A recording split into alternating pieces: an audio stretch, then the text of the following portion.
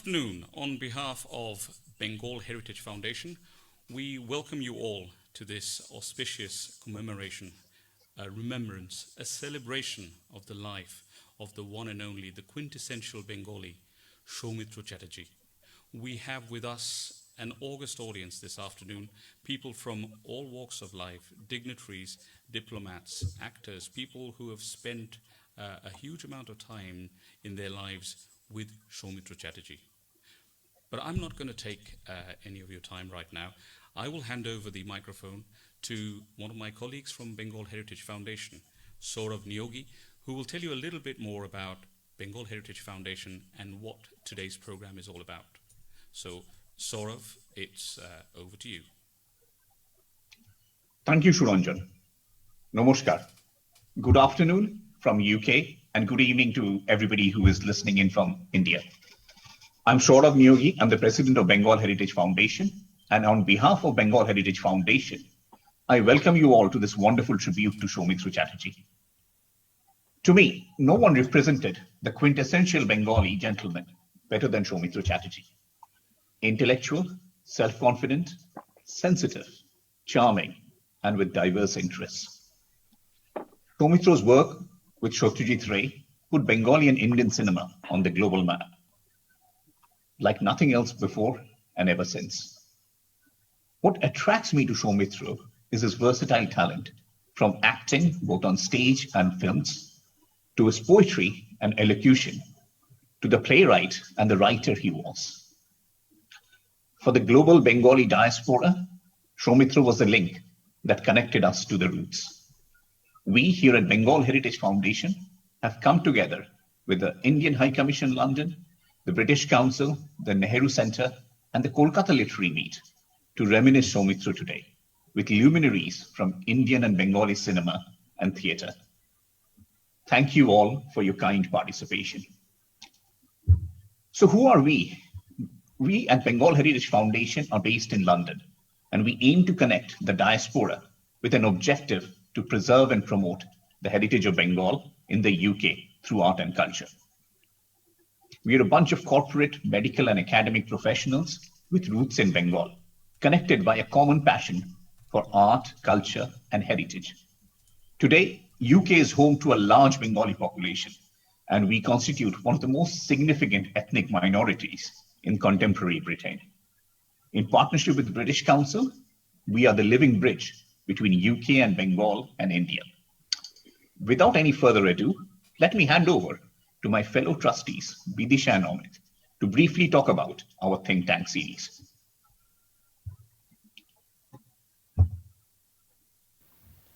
Hello, I'm Bidisha. I'm a trustee of Bengal Heritage Foundation, and I lead the BHF think tank webinar series.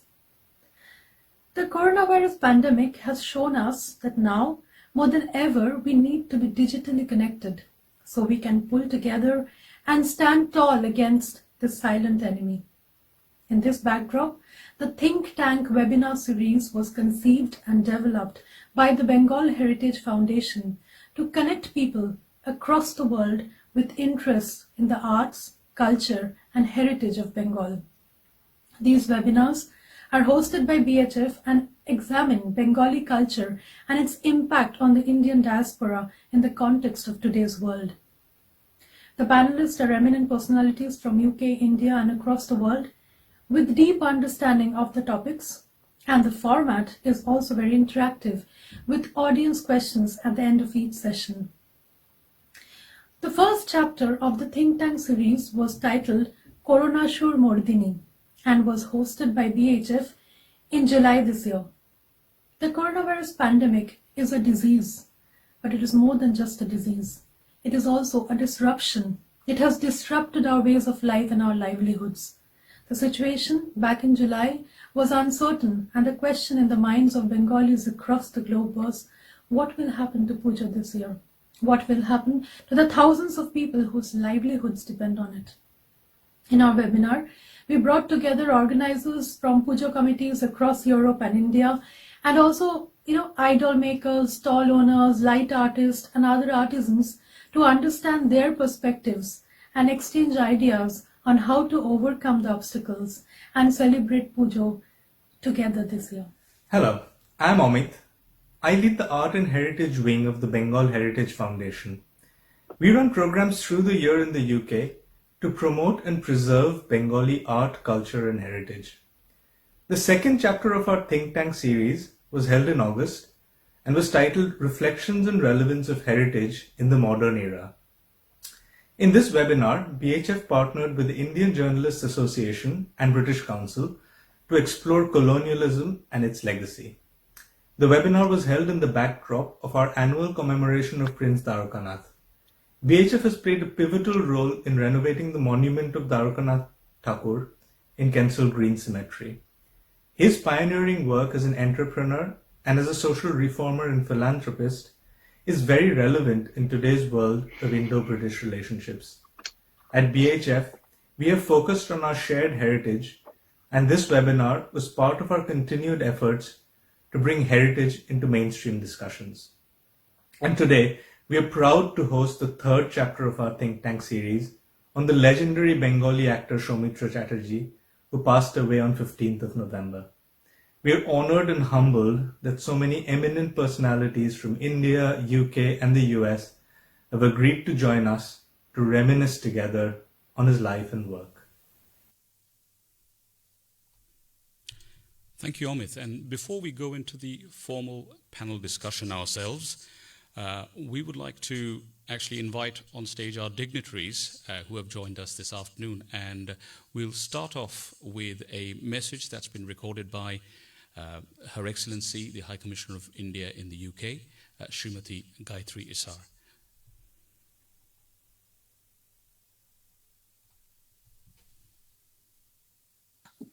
Namaskar.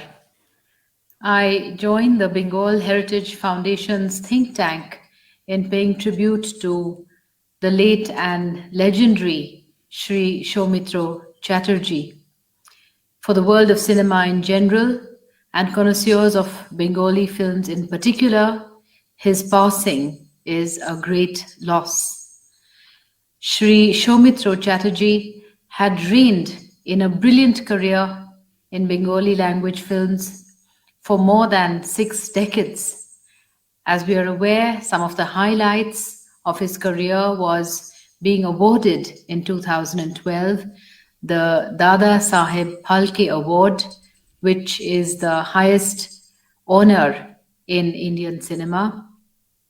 Later in 2017, another important award was when he was the first Indian film personality to be conferred with the Order of Arts and Letters by the government of France.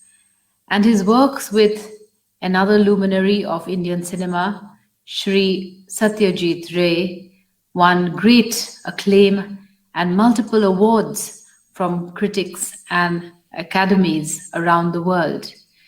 His works have truly made him immortal in our hearts and minds. And for all Indians, Sri Soumitra Chatterjee will remain a cultural icon and an unforgettable hero. Thank you, ma'am, Her Excellency, Srimati Gayatri Isar Kumar. And now we move on to Barbara Wickham, who's the Minister, Cultural and Educational Affairs, British High Commission in India, as well as the Director of British Council India. It's over to Barbara Wickham. Your Excellency High Commissioner Gayatri Isar Kumar, Amish Tripathi, Director Nehru Centre London, Saurav Niyogi and many friends at Bengal Heritage Foundation, Malavaki Banerjee and friends at Tata Steel Kolkata Literary Meet, distinguished panellists, ladies and gentlemen from around the world who've tuned into this programme. Namaskar, Namaste, good evening. Amanam, Barbara Wickham. I hope all of you and your loved ones are well. 2020 has been an extraordinary year of losses for the world of arts, culture and education, and it's only right that the British Council remembers and pays its respects to one of the tallest people who walked the world of film, stage, literature, publishing and art, Soumitra Chatterjee, not just in India but the world. For example, in Bangladesh, where I had the good fortune to lead British Council's work before I took up my current role in India, I remember in what high regard Soumitra was held there. Even as we come to terms with what can only be described as the end of an era and the loss of an exceptionally talented individual, we also celebrate a life that was special, unique, and filled with spectacular achievements. As we gather today to celebrate the life of Soumitra, the actor and the star, we'll also get a glimpse into other facets that made him the very special human being he was. Soumitra was and will always remain an icon of Indian cinema, both parallel and commercial, and the way in which he straddled these two very different genres demonstrates his remarkable abilities. For me, the dimension of his personality that stands out is his modesty, his humility, and the grace and lightness with which he carried his international fame. Soumitra's passing away is an indicator of how difficult and searing the pandemic has been for artists, communities and cultures, and a sense of solidarity is more important than ever. Our partnerships with Bengal Heritage Foundation and Tata Steel Kolkata Literary Arts Meet are two of the specific ways we're building networks and creating a more supportive ecosystem in the cultural space, primarily through festivals, crafts and creative industries.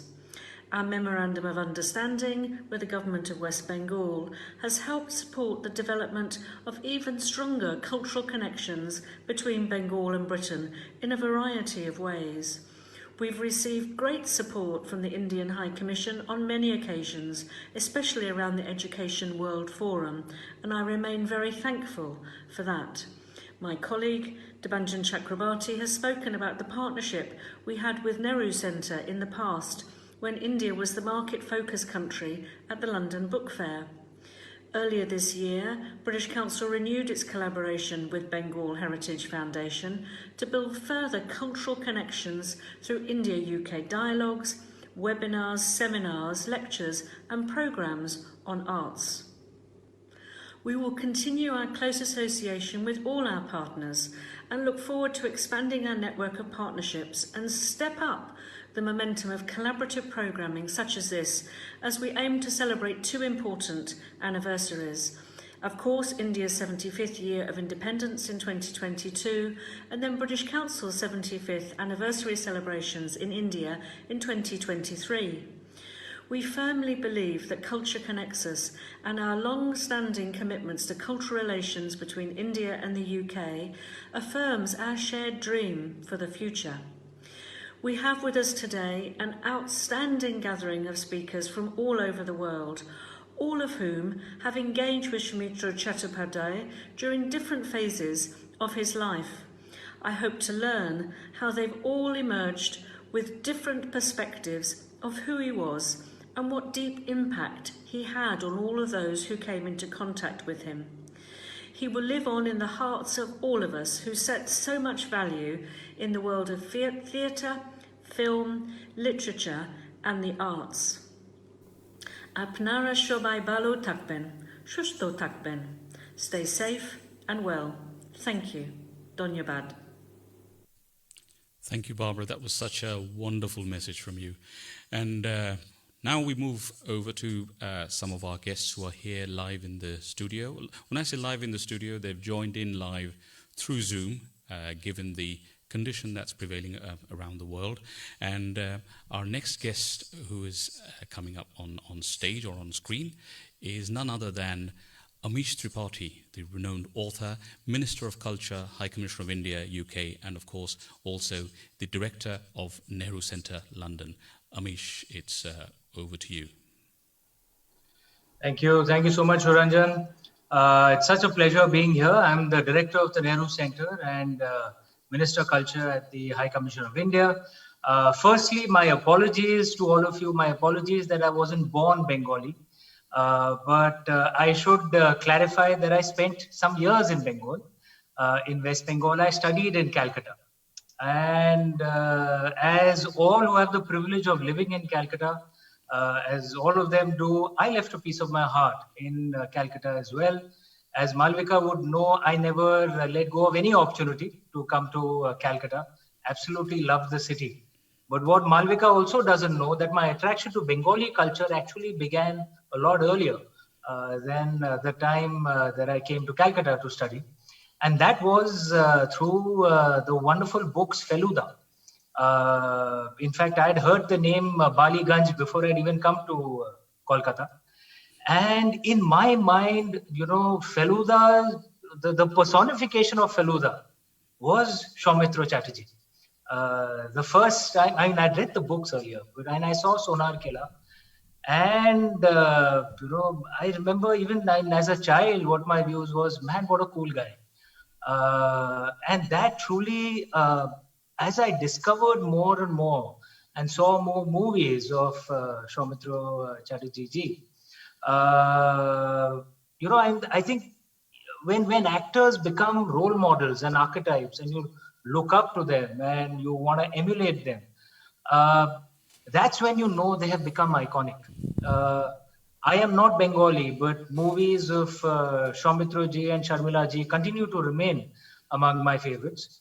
And I am delighted that the Nehru Center has been given the honor and the opportunity to partner with this commemoration of an Indian icon, of Bengal's contribution to India and indeed the entire world. I'm so looking forward to seeing the program and the panel discussion between the great people who have been invited here. I'll not take too much time. I'm probably among the least accomplished among all the fine people here, and look forward to the discussions. Thank you for giving Nehru Center the opportunity to create something, to support something in memory of a true Indian icon, Soumitra ji. Thank you very much, Amish, for joining in, and also joining in at such short notice. As a matter of fact, most of our guests today have joined in at a very short notice, so we are really, really thankful to all of them. And I will now call on the screen someone also very close to us. She is she's been a journalist, but also she's a director of Game Plan Sports and the founder behind the concept of the Tata Steel Kolkata Literary Meet. Malavika Banerjee. Mala, it's over to you. Thank you, Shuranjan. Good evening, friends from Calcutta. It feels very bittersweet to be speaking about Soumitra Da, as some of us know him, 2 weeks after his passing. And as Amish said, when we saw him on screen as teenagers, we would think, wow, what a cool guy. But having had the privilege of hosting him over the years at the Tata Steel Kolkata Literary Meet, the everlasting feeling that I will be left with is, oh my God, what a colossus. The first time the Tata Steel Kolkata Literary Meet hosted him was with Shurmila Di, when they both reminisced about their work with Satyajit Ray. And the warmth of that session on a cool January afternoon is something that will remain one of the highlights of this festival as we approach our 10th year. Soumitra Da then did a play for us. We premiered his play Bush to Me, which he had adapted from one of Tagore's stories. And thereafter, he has come to us in avatars as Feluda, as an author, as a thinker, as a poet, as somebody who does Stella Abriti. The last time we had the opportunity to host him was in 2019. We were running late and he kept showing his watch and saying, what's happening? He was a stickler for time. But in a short while, I realized he had got engaged in the session that was happening. And it was that curiosity for everything that happened around him. I still remember it was a session with 3 young Northeastern writers.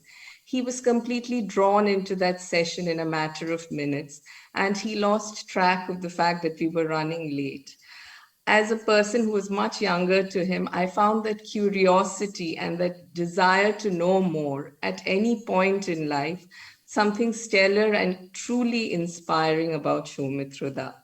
I thank Bengal Heritage Foundation and Her Excellency Gayatri Di, as well as Amish of Nehru Center, for the opportunity of collaborating on this very special evening. I won't come between you and several of the speakers who know Soumitra so very well. And truly, it's a pleasure to reminisce about this great colossus who wore his erudition, his talent, his stunning good looks with such lightness that all I can say is we can't mourn his passing. We can just celebrate a very wonderful, special, and exceptional life. Thank you once again.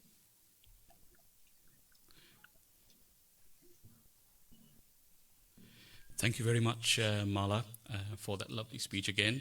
And I'll just check with our event coordinators whether we've been able to establish contact with Polomi Bose.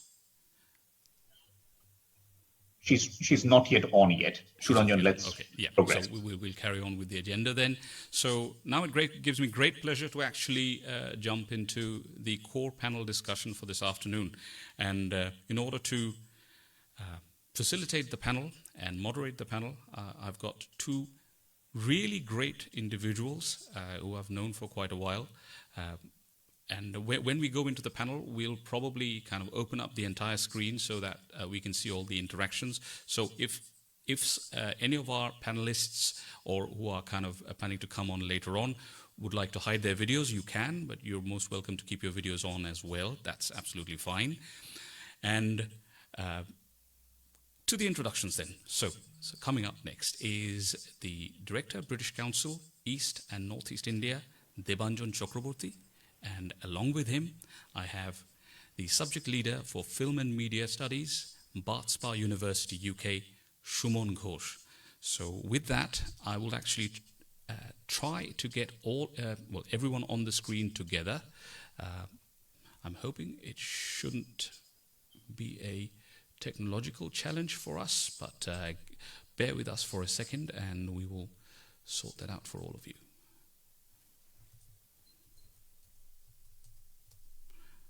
And before we go into the panel itself, we'll just play a short collage of Soumitra Chatterjee.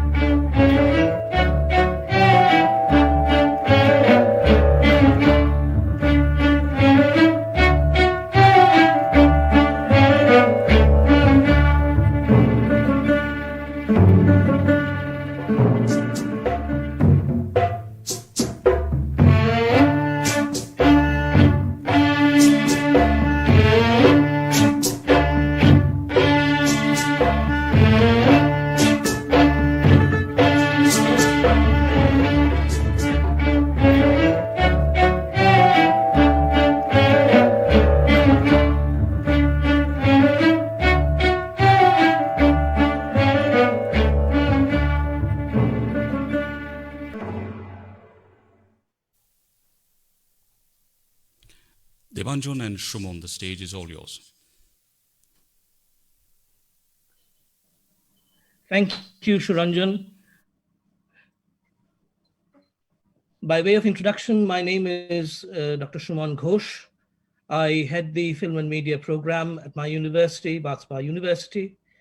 And I'm talking to you from Wiltshire, where it is a cloudy, grey and damp day made warm by this wonderful presence all around us. I write, I research, and I teach, and a lot of this involves the cinema of India, the cinema of Bengal in particular, the cinema of Satyajit Ray particularly, and Soumitra Chatterjee's work has been an inseparable part of what I have been doing over the past few years. And some of this is about the joy of being able to share with generations of students and generations of fellow academics, generations of curious, interested viewers, some wonderful aspects of our culture. I come to this panel, therefore, as an admirer, as much as someone who has been influenced by his work, like millions of my generation. Over to you, Debanjan. Thank you, Shumon. I think you've said it very well. This is indeed the winter of our discontent. Those of us who belong to Bengal by birth, in spirit, or by association, like Amish, we have lost Feluda and Maradona in the space of just a few days. I certainly lost a very large slice of my childhood this month. Soumitra Chatterjee was Bengal's Seminos Greece in culture.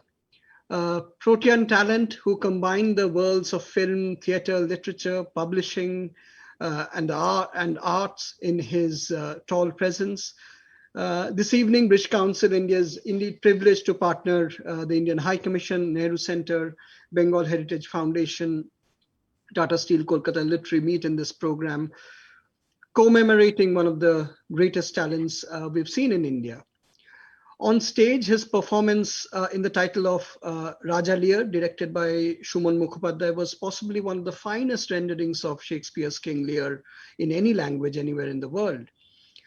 He launched Nimai Ghosh and Andrew Robinson's landmark book, Satyajit Ray, A Vision of Cinema, at an unforgettable event at British Council Library many years back.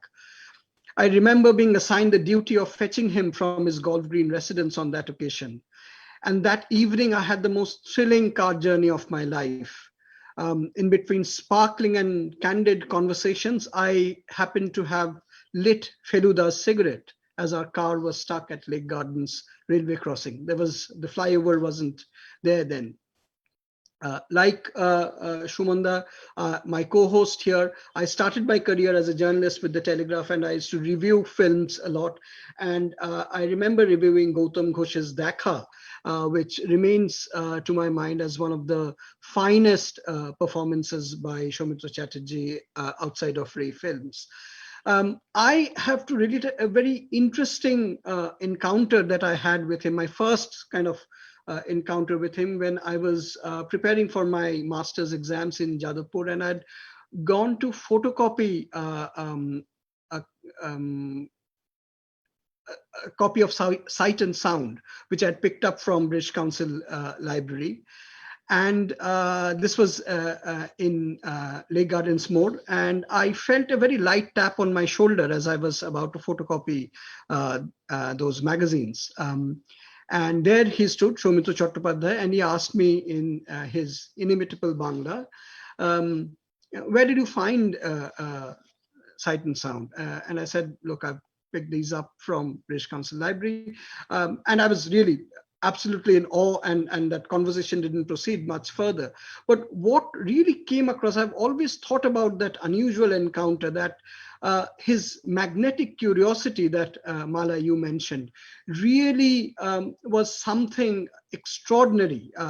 What I cannot imagine in any other film actor of his stature going to a photocopy shop in a very middle-class neighborhood and then striking a conversation with a completely unknown young chap about a film magazine. So that was Soumitra Chatterjee for me. Like Shumanda, I'm an acolyte of his films. Back to you, Shumanda, to take this forward. Thank you, Debanjan. And we have the opportunity here of listening to some remarkable people. It is a great privilege to be here with these speakers who are whose contribution to our world of culture, to the world of arts, to the world of letters is brilliant in itself. And they join this panel in paying tribute to and celebrating the work of Soumitra Chatterjee. And the first of these is Kaushik Sen. Ever since he made his debut in Mrinal Sen's Ek Din Pratidin, Kaushik Sen has steadily created a space for himself as one of Bengal's most powerful actors. Equally important has been his contribution to the stage as director in his theatre group, Shapna Sandhani. And his collaboration with Soumitra Chatterjee is, of course, a very well-documented one. And one of their most celebrated successes on stage was the production Tik-Tiki. As an award-winning director and actor who straddles both stage and screen, which is in many ways reminiscent of Soumitra Chatterjee himself. We welcome this recording from Kaushik Sen to this discussion. I was introduced to Soumitra Chatterjee at a very critical phase in my life. My father, who was my first teacher, was not well at that time, and our family was also in a very critical stage. And I was working in a private chartered firm. And at that point of time, it seemed to me that I won't be able to become an actor. In that critical phase, my father received a letter from Mr. Soumitra Chatterjee that he wanted me to act in one of his theatres, professional theatre in the Shambazar. The Shambazar theatre can be compared to, the Drury theatre of England. And at that point of time, the professional theatre in Bengal was quite vibrant. So my father agreed, and my not only my acting career, but my entire life changed because of that letter. I would like to say only one thing about Soumitra. A lot can be said, but we don't have that much time, and I am sure that a lot of important people are here who can say far more better things about Soumitra. I would like to say about one particular aspect of Soumitra Chatterjee's theatre. He believed in professional public theatre because to him, the most number of people, common people, at that point of time, they used to come from the mafsil, from the villages, to Kolkata to watch professional theatre. Yet, at that phase which I'm talking about, the late 80s, at that point of time, professional theatre in Bengal was in a turmoil because a lot of bad productions were happening at that point of time. Taking the advantage of stardom, taking the advantage of the participation of the common public in the public theatre, a lot of producers, a lot of actors and directors were not producing good plays at that point of time. Soumitra Chatterjee was the only one at that phase who really staged very important plays in professional theatre, which can be compared with the group theatre movement in Bengal. He was the only one who was doing this. He was continuously doing something experimental, even in the public theatre, where a lot of money was involved, where a lot of people from the from the common background they were coming. They were exposed to kind of a theatre which they never experienced before. So Soumitra Chatterjee, since he had his training from Shishir Kumar Bhaduri, and Shishir Kumar Bhaduri was the one, we all know, he changed the course of Bengali as well as the Indian theatre at one point of time. Soumitra Chatterjee got influenced by Shishir Bhaduri, and he used that training, that experience, and did some wonderful work in Bengali professional theatre. But later on, when finally the professional Bengali theatre in Bengal collapsed, the theatre which exists now this is the mainstream theatre, that is this non-professional theatre groups which still are working and doing very good work in Kolkata as well as in various parts of Bengal. Soumitra Chatterjee became a part of that. He never left theatre. I mean, he was a star. He could have earned a lot more money if he had wanted to, but he still always associated himself with theatre, with theatre movements and various kind of experimental theatre works. So that's the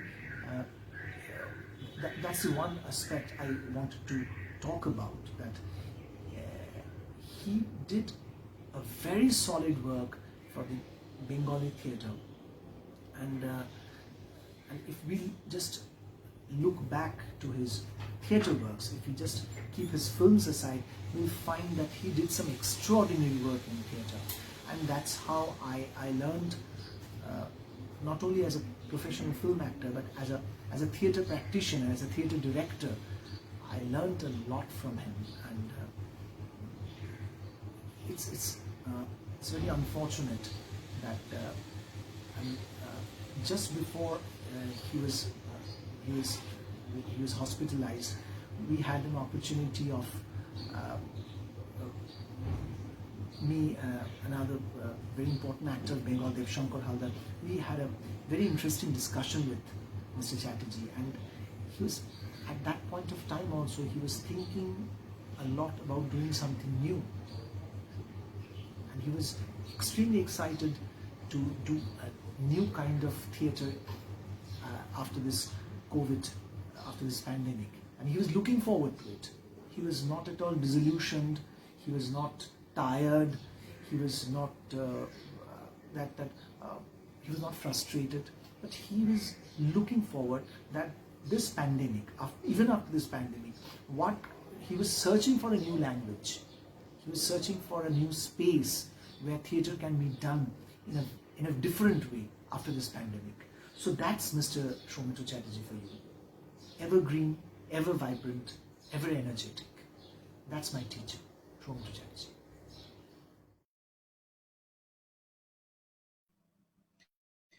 What a wonderful tribute from Kaushik Sen.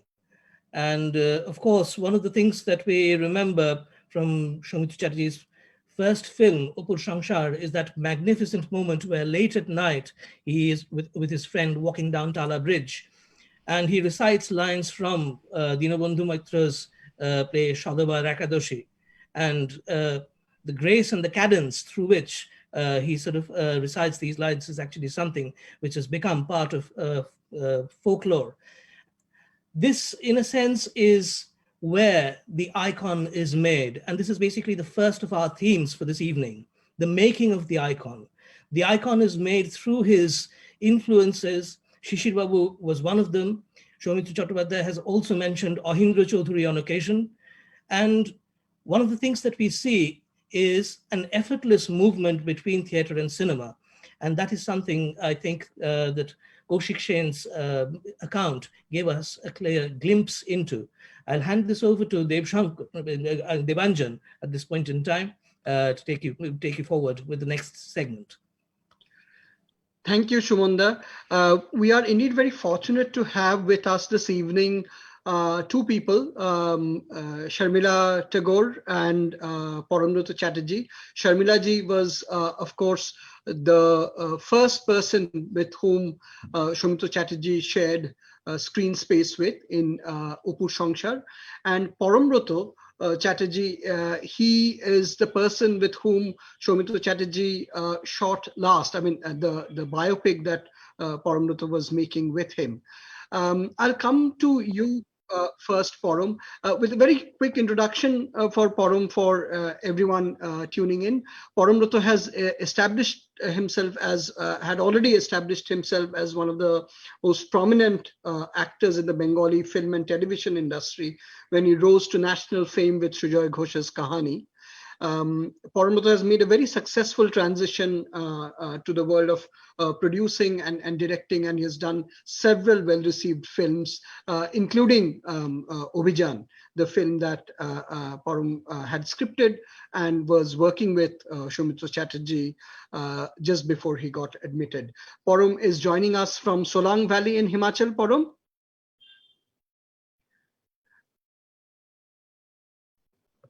Are you with us? Param, you're on mute. Yes, I am. I Right. I am now. And Sorry it's about that. great Sorry. to have you with us this evening. I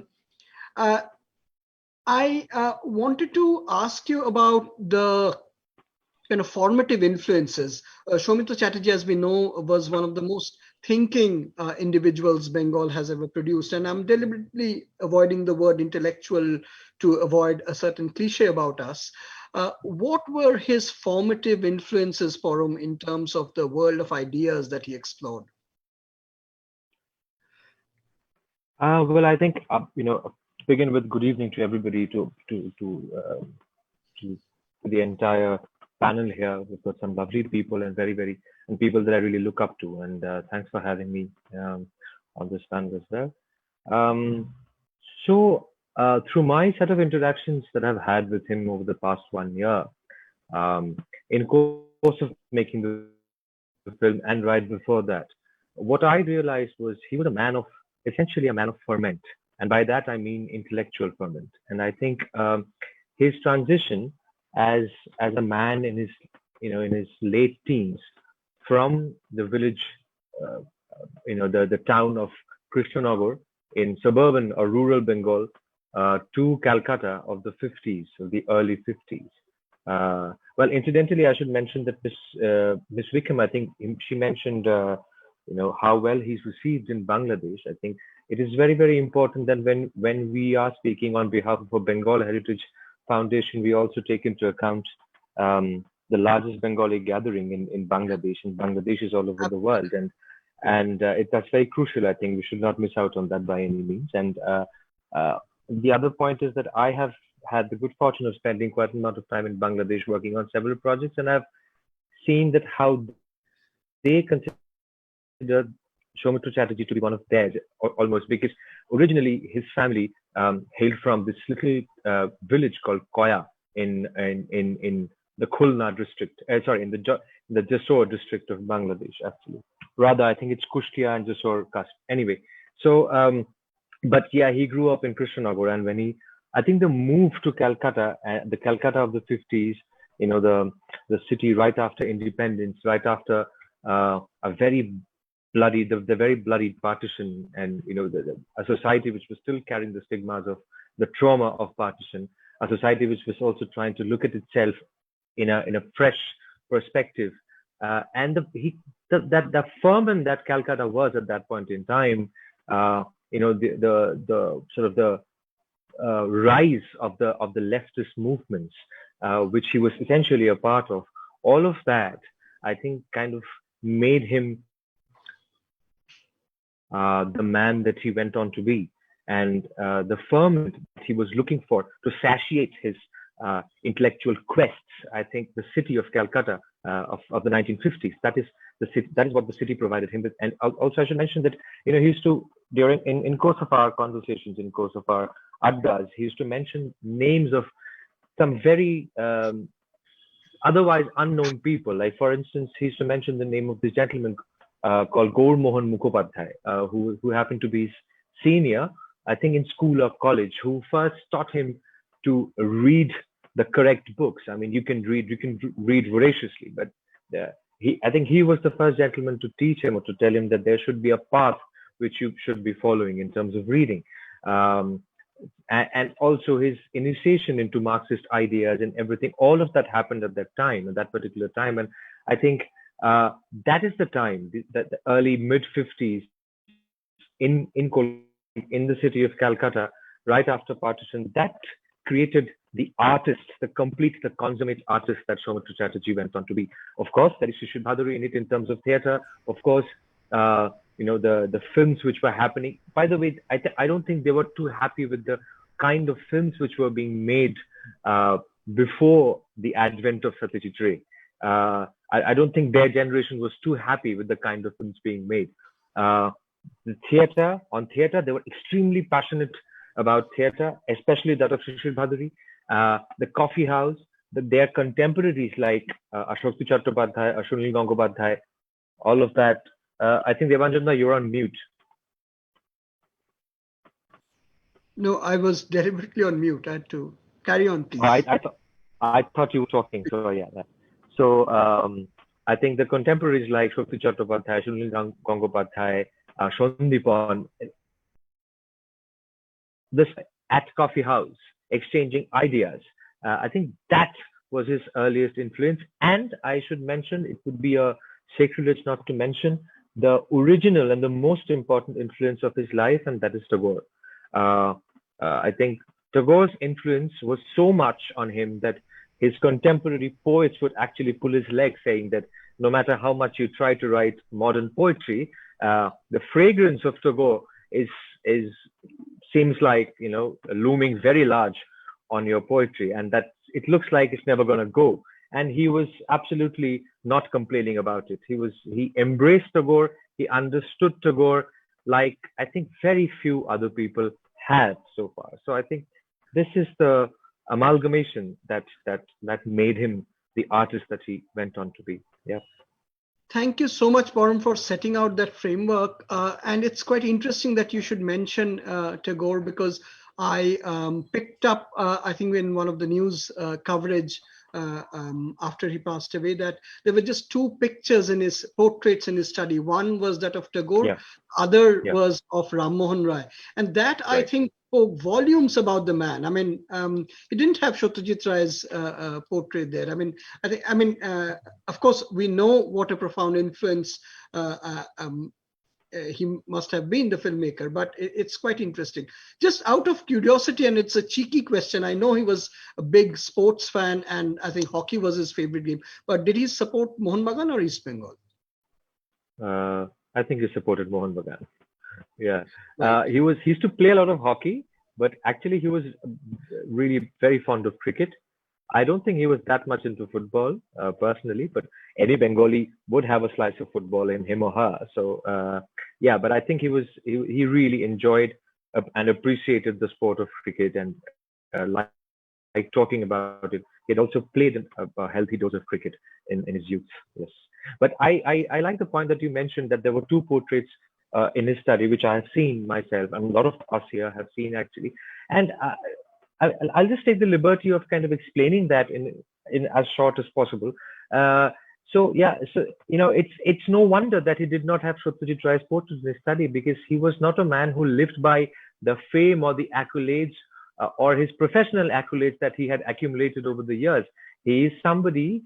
I'm sorry, I still keep saying he is somebody, because it's very difficult to imagine a city, my city, without him, or our world without him. He was somebody who lived by the intellectual core of his existence, not by the accolades he had collected on the way. He enjoyed the accolades very much. He loved them. He really cherished them. But he lived by the fundamental ideas which made him an artist. So there's no one. I'm not surprised. I was never surprised that when I saw only Tagore and Ram Mohan Roy in his study. Right. I'll come back to you, Param, in a short while. We also have with us Sharmila Tagore, who is probably one of the most eminent actresses to work in the Hindi film industry, but she was known to Bengali film audiences much before that. Welcome, Sharmila ji. Just for the sake of audiences who have tuned in from all over the world, Sharmila ji made her film debut with Soumitra Chatterjee in Opur Shongshar, the final film of the Opur trilogy, World of Opur, in 1959, when she was only 13 and Chatterjee 24. She remained one of Satyajit Ray's favorite female protagonists. She's been awarded 2 National Film Awards and Padma Bhushan by the Government of India for her outstanding work in film industry. But I have a very vivid memory of meeting Sharmila ji very late in the evening when we were traveling with Ian Rankin, and Sharmila ji has such varied interests, and in some ways you could see why she had this lifelong friendship with Soumitra Chatterjee. Sharmila ji made such enormous effort to come in and meet Ian very late at night. She was trying to make it in time for the event Ian had in Delhi. He was stuck in traffic, I think, and then even then we met up and had a lovely adda that went into the wee hours of the morning. Sharmila ji, welcome, and you're joining us from Delhi. The question I have for you, Sharmila ji, is that both of you started your acting careers together, and you've been a leading romantic pair in Bengali film for decades. You've spoken very warmly about your friendship with him and the high professional regard each of you had for the other. Tell us a little bit about the man. How was he on set and off? But when you say that we were the leading romantic pair for decades. It's very interesting that you say that, because actually we haven't really worked in that many films. But I think the films that we made had a tremendous impact for decades. Yes, So, yes. yes. So, so that's the point I want to make. And I worked with him in Upu Shangshar first. And when I was 13 and he was 23, and that was our first film.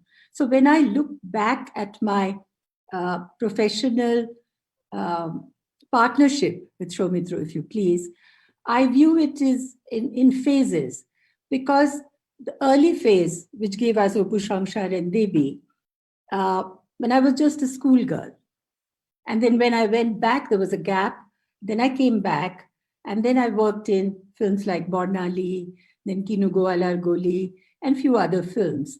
And Bornali was such an interesting story made by Ajoy Kaur, which was just a happening for one evening.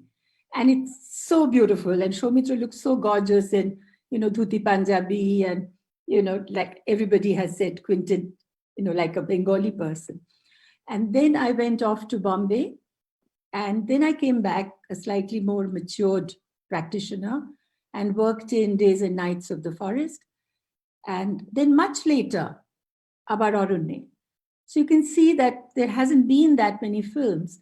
But I think that very first film, the film that we worked together in, Upur Shangshar, set the tone. Like I said, I was 13, he was 23. It was our age, the complete innocence, the fortitude and utter sort of optimism that we faced life with made us space in everybody's heart, as Barun Ratu says, in both the Bengals. And that continues to live on. So somewhere in their collective imagination, Upu and Apurna is the most romantic pair possible, I mean, only after Romeo and Juliet, perhaps.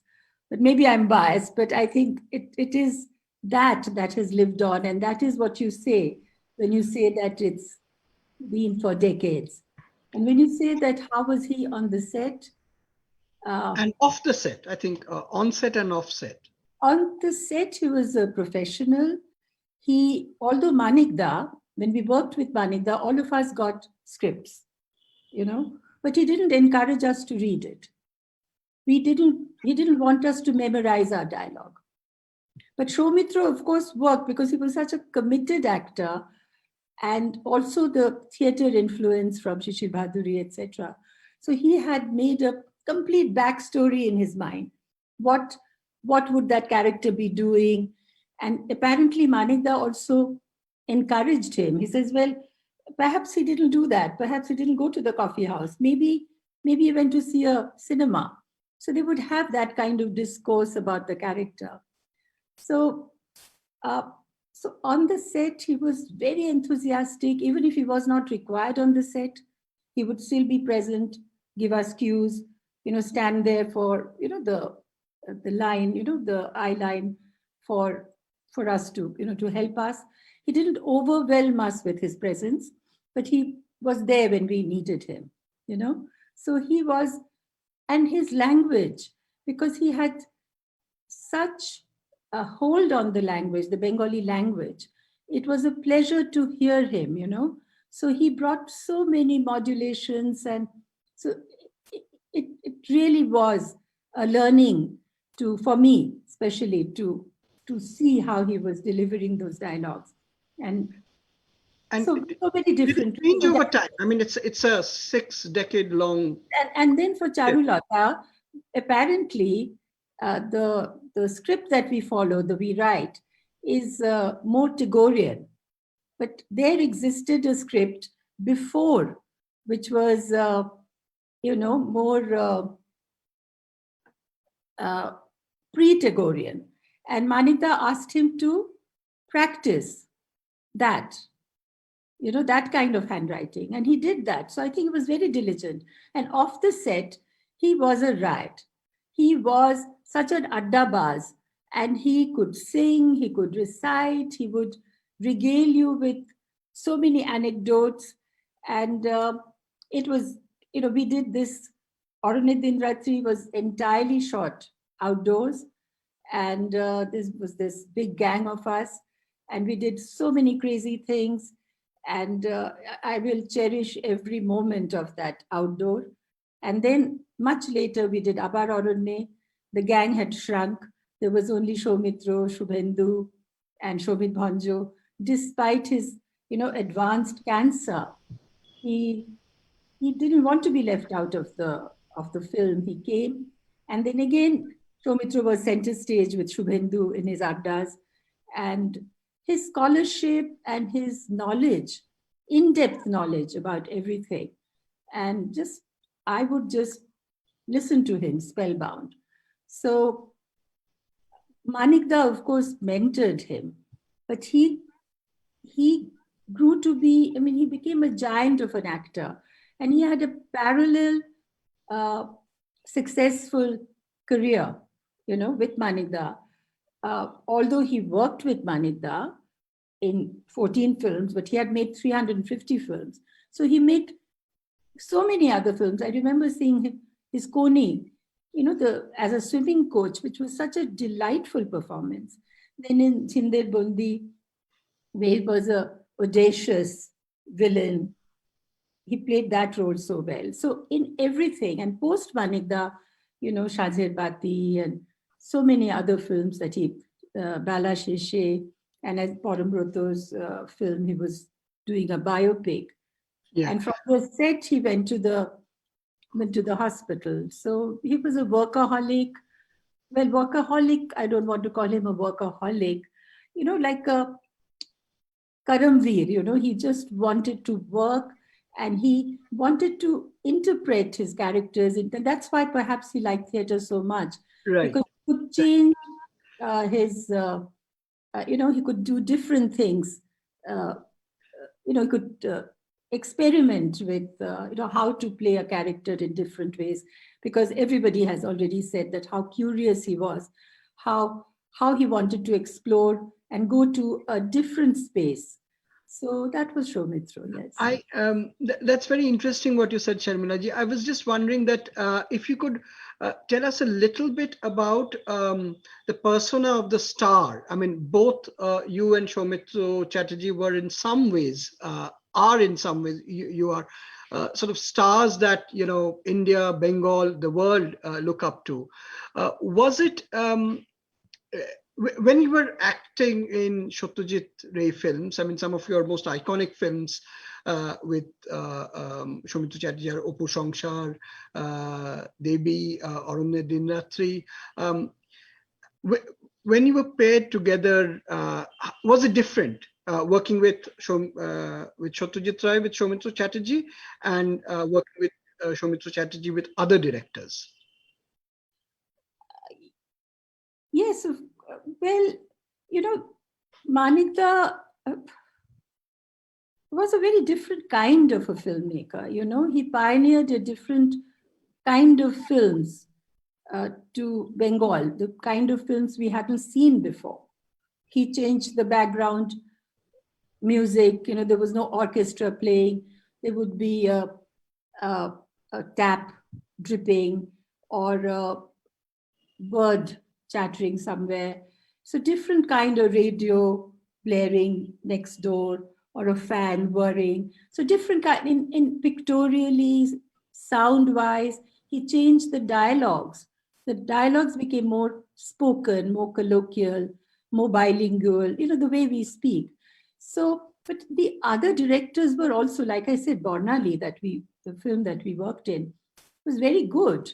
And Gautam Ghosher Abar Arunno, I got for the National Award for supporting actress in that film. So they were good, but the world vision that Manikda had, which transcended culture and language, boundaries.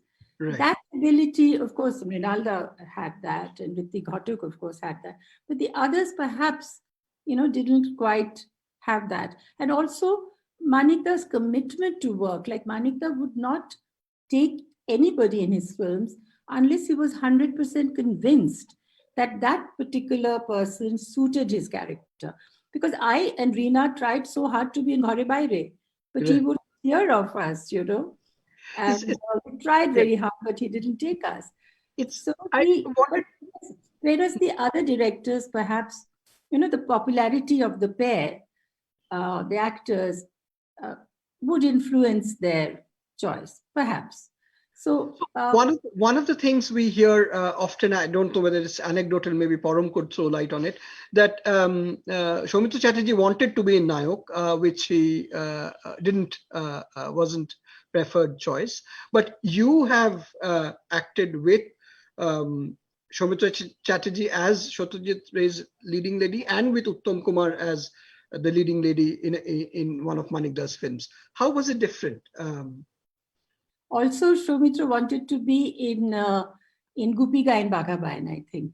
So Manikda said, you know, as a Chasha, as a peasant, I can't imagine you. Soumitra tried very hard. He says, you know, in my mind's eye, I can't accept you as that. So that was a lost case. Here, Manikda chose Uttam Kumar because Uttam Kumar was a star in real life. Right. And he wanted that instant identification, you know. So, and Uttam was very good. And Uttam, if I may say so, because, you know, Uttam Kumar is a legend. But I feel, having seen him work with me, especially that last scene, his sense for me from the chair car, and then he's a bit inebriated and he's talking about himself, and there Manikda read out the scene to him in front of me, and Uttam did it. But having seen both, I could say Uttam did about 75% of that. So I don't know, I say with much, but I feel that Uttam changed his dialogue delivery and the way he performed post Manikda. I think, you know, he did that. So, and also he was a star, you know, and he had an idea of stardom. And in film Nayok, the hero also reflects that. He says, in order to be a star, you have to maintain a certain kind of distance from your public. You know, there has to be a aura of mystery around you. You can't be accessible. So even when I worked in Nayok and then Omanush in Bengali and in Hindi, and then worked in another Hindi film with him. In Kolankini Kankabati, he directed me. But that respectful distance remained, you know. I couldn't become his pal. You know, he never really let his guard down. Right. I think so. But Soumitra, because perhaps we started together, so there was a instantaneous bonding, you know, there was this very natural and organic friendship that grew and became better over the years. And from that common beginning, we went our different ways, but never lost touch. And he was so much more accessible to everybody. Like you said, or somebody said, that he went to a photocopying place and started a conversation with this total stranger, because he depicted those characters and he wanted to be amongst them. You know, he didn't want to create this artificial distance. So the way they approached their craft or their idea of stardom was different. Whereas Uttam stayed somewhat behind a closed door. He was open and he was curious. He wanted to learn more. I mean, so many people have already said about his curiosity, his wanting to learn more. So it's really a fascinating insight, Sharmilaji. If I could just sort of come to Param on that question of curiosity and also stardom. Param, you obviously directed him on for Obijan, his last film work, as it shall be when it comes out. Um, what came through? Was he a consummate actor, the person, a star? What is your abiding memory of working with him on the sets of Obijan and directing him? You're on mute, Param. Sorry. Sorry, this is technology getting into the way time and again. Yes, so uh, I think what came through was not just an actor or a star, but I think for me, Shumanda is here, Shuman Ghosh. I mean, we have got two Shuman Ghoshes here. Right now, I'm referring to Shumanda as in the filmmaker Shumanda. And Shumanda and I, we have always had discussions about what it takes or means to be an artist. Not the artist who paints, but the artist with an E. And for me, Soumitra Chattopadhyay is somebody who represented his times at each and every phase of his life and career. And he is the most consummate artist that I have in my, within my limited experience that I have come across. I think a lot of people might agree with me on this.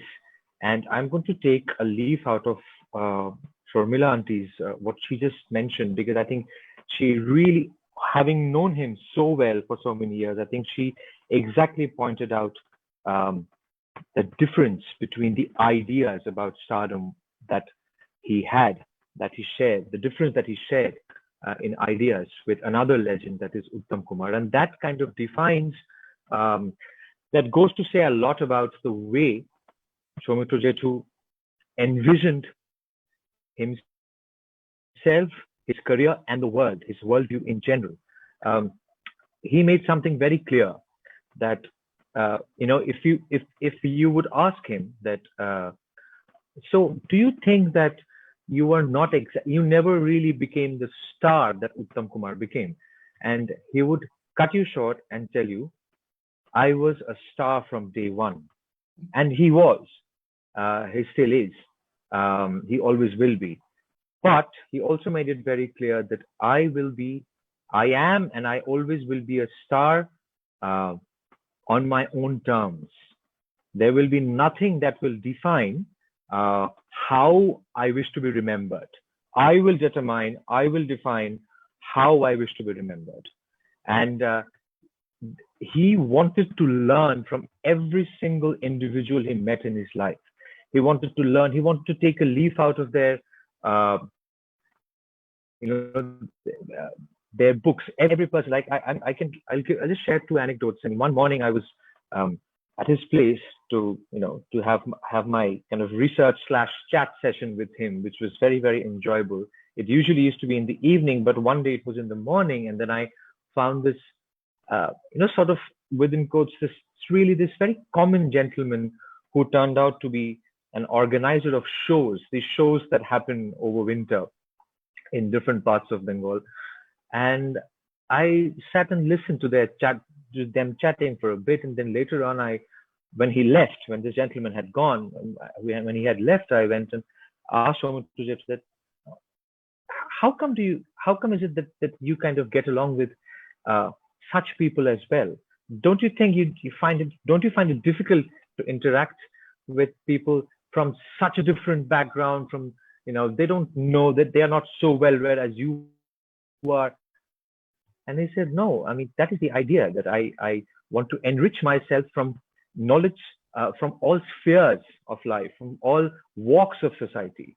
What he gives me, or what a person like him or her gives me, I don't think you can, or I don't think my friends in theater can. I don't think Kaushik or Shuman Mukherjee can, actually. So he knew how to percolate down the social stratas to pick up little gems from and all of that went to build and went into constructing his worldview and his vision about life in general, his philosophy about life. one more anecdote. We were shooting for a particular film, not the film that I directed, not the film that I made on him. There was another film, and as Shormila Auntie just pointed out, that he was extremely fond of chatting, and he would just chat up about anything with anyone, not with anyone, only the people that he liked chatting with, and they could be anybody. It could also be a spot boy, as I mentioned, or somebody very erudite. It just didn't matter. But he would pick his favorite like chatting company, and so we were chatting on the sets, and somebody was a co-actor of ours was very pompously mentioning, how Uttam Kumar once actually had spotted Shubhendu Chatterjee, filling in fuel at a petrol pump, at a gas station, into his car, and how Uttam Kumar later on called on Shubhendu to tell him that you should not be doing this because, you're a star now, and people should not have such a direct access to you. People should not get to see you so easily. That just breaks your stardom. And this gentleman, our co-actor, was very fondly narrating this story as if it's a great philosophy which everyone should follow. That was his idea, or Uttam Kumar's idea of stardom. And Soumitra Chatterjee was listening to it, like he allowed him to complete his entire narration, his story, and then suddenly said, "Yeah, I loved that man. I loved Uttamda, and we loved each other very, very dearly," which they did. They were extremely fond of each other. They were poles apart, but they used to love each other very much. And he said that I still remember him, I remember him so fondly, but I don't agree with this. I do not agree whatsoever with this idea of stardom. I'm sorry. I think my stardom lies in if at all I have any stardom, that lies in my intellect, that lies in my what I have created, what I leave behind, and what I wish to create, what I strive to create every day. And art is for people. This exclusive idea of stardom, I'm sorry, but I do not subscribe to this idea. It was as clear as that, and that will always stay with me. That will always resonate with me, especially in these times, when more and more we see stars and people creating this sort of aura around themselves, and this sort of entourage that surrounds them. And as Shormila Auntie was again pointing out, that this kind of safe distance that they maintain from so-called regular people. He absolutely didn't believe in that. And from the very first day that I met him, when I was all of 21, way back in 2001 or 2002, what has always struck me is this enormous amount of comfort that he has about his own self. He was never bothered about, like, okay, these people should not come near me. They should treat me in such a way. Of course, he put his foot down when it came to certain principles, but then he knew how to be amongst everybody and interact and engage in an exchange with every single individual. Thank you, Param, for sharing those really illuminating insights into the life that you witnessed from up close. May I hand back the baton to Shubhanda in England to take this forward? Thank you, Devanjan, and thank you, Sharmila ji and Param, for incredible insights into the mind of the icon. And somewhere we have sort of slipped from the first theme that we were thinking of into the second, which was to talk about Soumitra Chatterjee and the idea of stardom.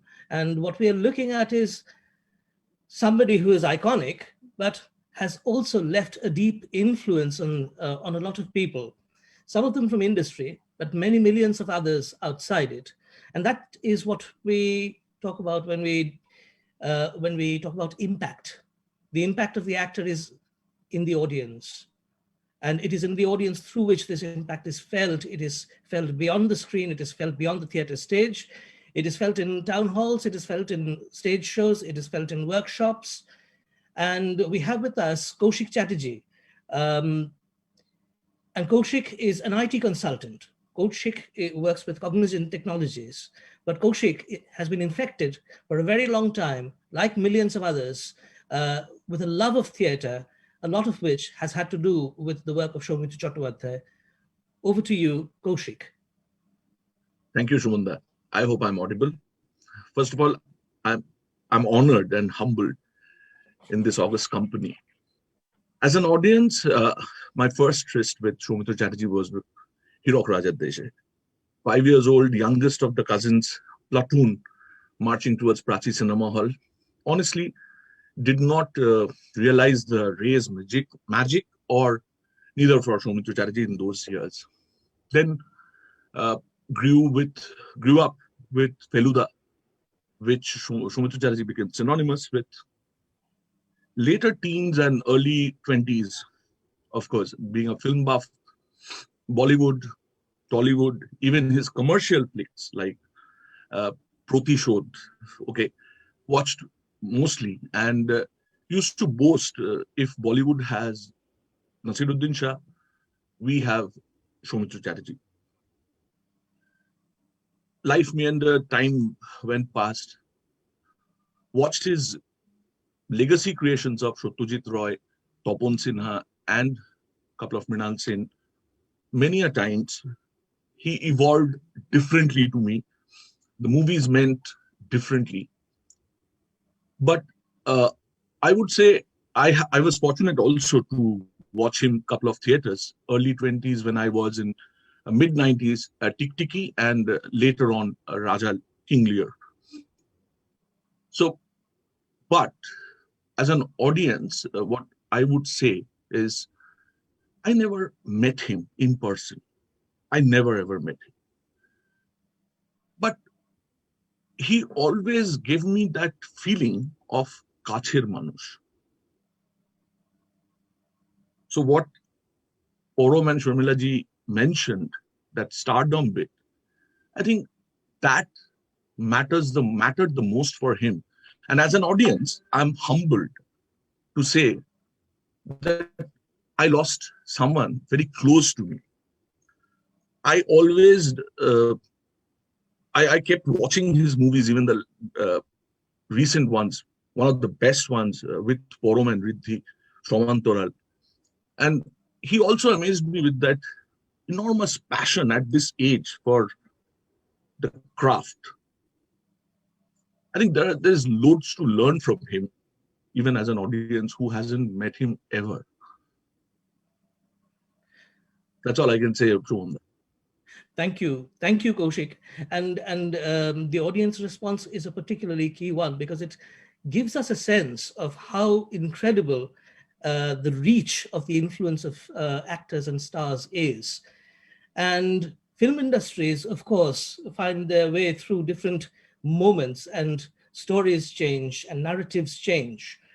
I will look at a particular moment in time in my own life, look back.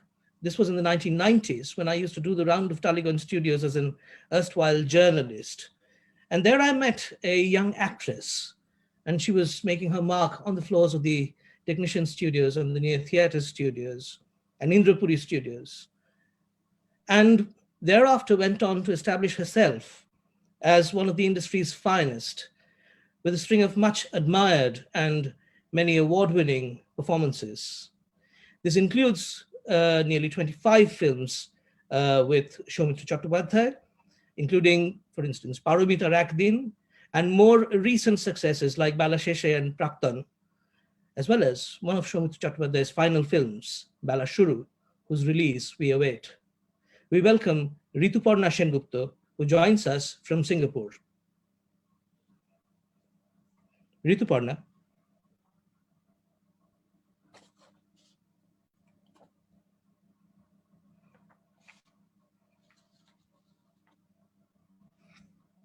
Hello, Rituparna. Hello. Am I okay? I mean, can you hear me? Yes, you are. Yes, we can hear you. We can see you. Yeah. Thank you. Yes. Thank you for joining. Thank you very much for inviting me. It's been a great pleasure for me to be here in this panel. And I briefly mentioned the 1990s because your debut film, Shesh Chiti, was with Tanuja and Soumitra Chatterjee, and here you were, and you were working with two stalwarts of the industry. So what was it like as a newcomer to work with actors of such experience and repute before you went on to make your own definitive mark on the industry?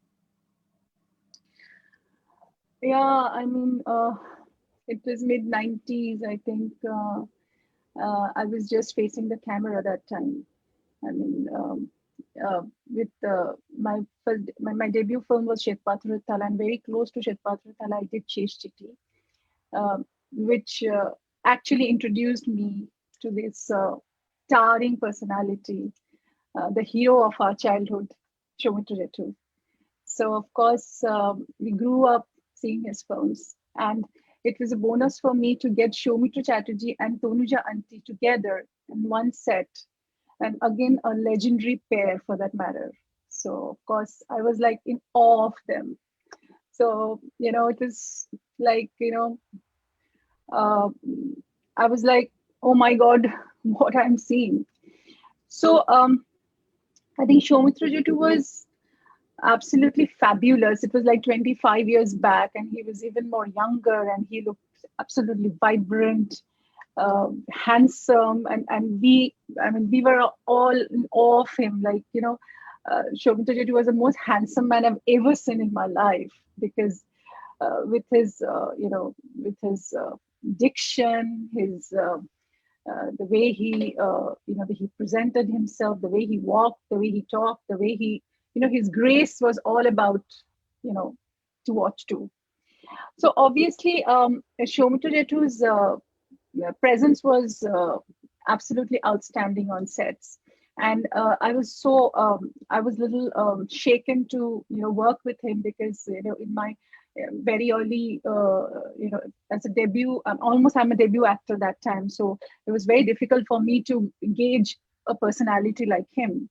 So obviously, I was a little shy, and I couldn't get there to talk to him and be comfortable with him. But then the director was directing me, and then there was a line I was just getting wrong. Then Soumitra was so calm and patient. It was late in the night, I think almost 11 p.m. We were shooting for some very difficult scene, and there were a lot of dialogues happening within too many actors. So I was a little puzzled to hold the word, where to take the cue, where to just get into that proper mode of the expression, where I had to shift my face from here to there. I didn't have any idea of the camera, but he was so comforting, and he said that no, she can do it, she will do it, and she will perform well. Just give her some time.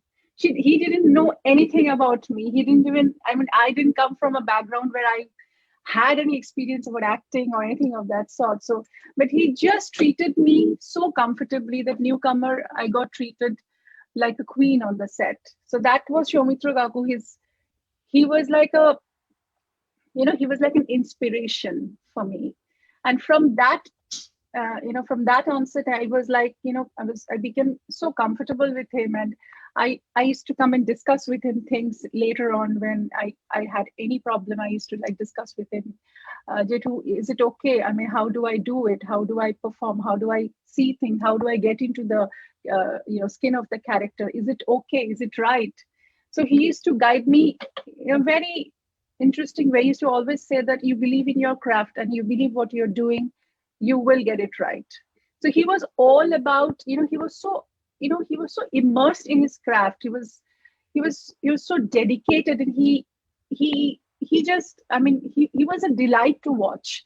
Anything he did, even he was sitting idle. He was just thinking something. His expressions were so, so believable, so, so real. He was such a real person, so that made me, he gave us so much. He just gave his life to this industry. So, and with me, I have got so much of experience. After that, every second film, he became my father. And, and all that commercial pot boilers, I saw him as that angry man, getting into that, spirit of, scolding the daughter. And then, sort of talking to my would-be husband in a very rough tone, that how do you take my daughter and how would you treat my daughter after marriage and all that. So he had that mode of, he could just change instantly. I mean, it was so effortless on his part that he could just be anyone. So I think the characters, he became any character. The character would be anything, but he could become, anything at one shot. I mean, a snap of a finger, he will be a different man. His expressions would change. His facial muscles would react in a different way. So I think his power was so strong, and his vision was so different about any character.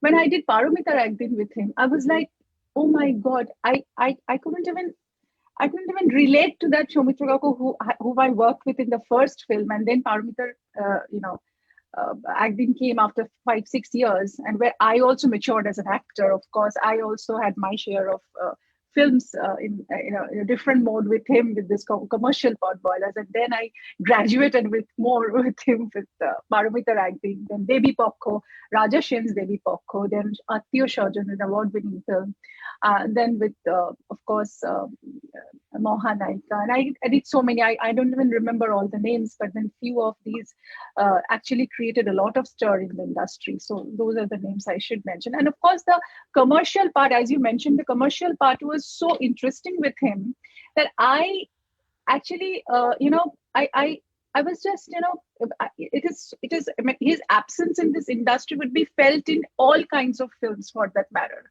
It's not about a particular section of films will suffer. It's not like that. I mean, every kind of film will take a notice that somebody, the most powerful man of this industry, is not there anymore. He was like an umbrella to all the characters. Whatever, all the characters come under his one umbrella of talent, which is unfathomable, which doesn't have any start or any end. He was like an endless, sort of. He's like a sea of knowledge. I mean, acting or his performances, of course, but then the way he used to educate us, that is also very interesting. There is Soumitra, as Param and Sharmila Aunty was mentioning, that he was a riot, like after the shoot, when he used to discuss. I caught a few glimpses of his during the Bala Shuru shoot, when he was just reciting like a child, and he's that innocence in him, that effervescent nature in him, it was so helpful for the others to be comfortable, because his whole you could be like, you could have a different kind of a feeling when he's on the set, like, oh my God, I'm working with some very very big personality, but there is some kind of an ease in him, like that. I mean, again, I'm saying ease because it's very difficult for us to think that Soumitra Chatterjee is past for us. It can never be, because he actually became like a habit for us. Soumitra Chatterjee's, Soumitra, as Param rightly mentioned, that without him, this city, without him, our world, we just can't think of it. It's so difficult for us to negotiate with this matter that he is no more. It will never happen with us. He will always be there with us on the sets. He will always be chatting with us. He will always have a cup of coffee with us. He'll always be saying that, hey, ektu muri anto mekhe, we will have it on the set during the break. Like that, Soumitra Chatterjee, we know, who is like that common man who wanted to become a man of the mass. He never wanted to become a star. I mean, he was a star by default, but then he never wanted to become one, or his stardom was nothing to do his stardom was nothing to do with his acting prowess. It is only his talent, his creativity that has been given out to this industry. Because we got so much, we are so indebted to him, because we have taken so much from him, and over these 6 decades, over these years, he has only given us his share of his life, which is absolutely dedicated and completely dabbled in creativity, nothing else but. So I think we are those very fortunate people who have been working with him for years. And Bala Shuru actually, after this huge success of Bala Sheshe, Bala Shuru, people would definitely wait to watch, where I play his daughter. And very interestingly, I played so many daughters. I mean, so many, and he played father to me in so many films. Every film has a different kind of a tone. Every film had a different kind of an interesting anecdote to share. So obviously, I think this is a huge journey which I actually had with him, and I also matured, as an actor, as a person in these years, where I saw Soumitra to, becoming, becoming very, very different, and and I have seen him from strength to strength. He has developed to become a very different kind of a human being. When I saw him first on the sets of Shesh Chithi to Bala Shuru, there is a huge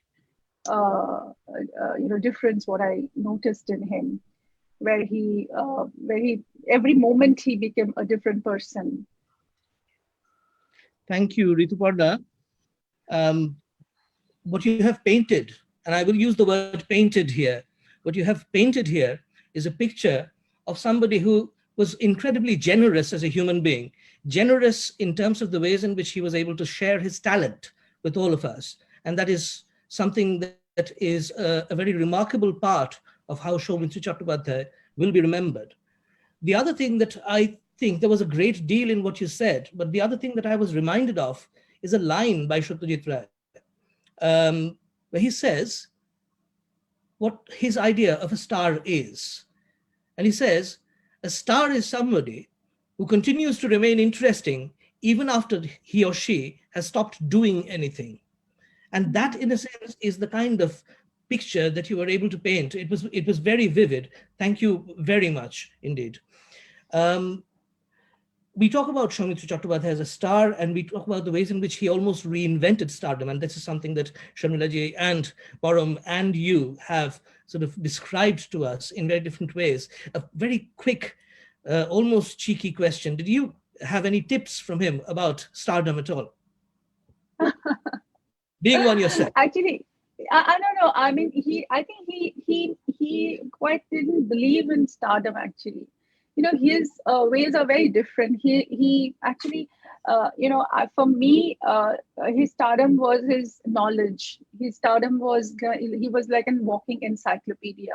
He used to educate us in so many different ways. He used to give us such great insights about life. Such beautiful stories about him.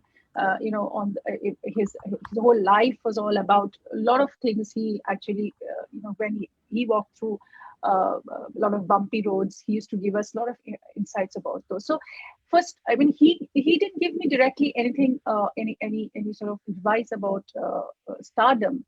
But what he said was like, never feel shy to express yourself. Never, you should hold your beliefs, your faiths, your sort of principles high, and you should talk about what you want in a very precise way, and you should actually have a choice of films which you want to do, and you should not be influenced by others. So that's one thing he used to always teach us, that there is at some point you should know what you're doing, and you should be confident enough to perform, or you should confident enough to express your views. So that's the man he was. He was a man of principle. He was a man of, he actually what made him different was his ways of expression. He actually, when he got into a lot of things like drama, elocution. I mean, the way he actually professed Bengali language, the way he's taken the Bengali language to the, to the window outside. The whole world became so fond of his poetries, and the way he recited Tagore, the way he recited Jivanananda Das on the sets of, Schumann's film. I still remember Soumitra Chatterjee and Aparna Sen, the two big icons, the two stars.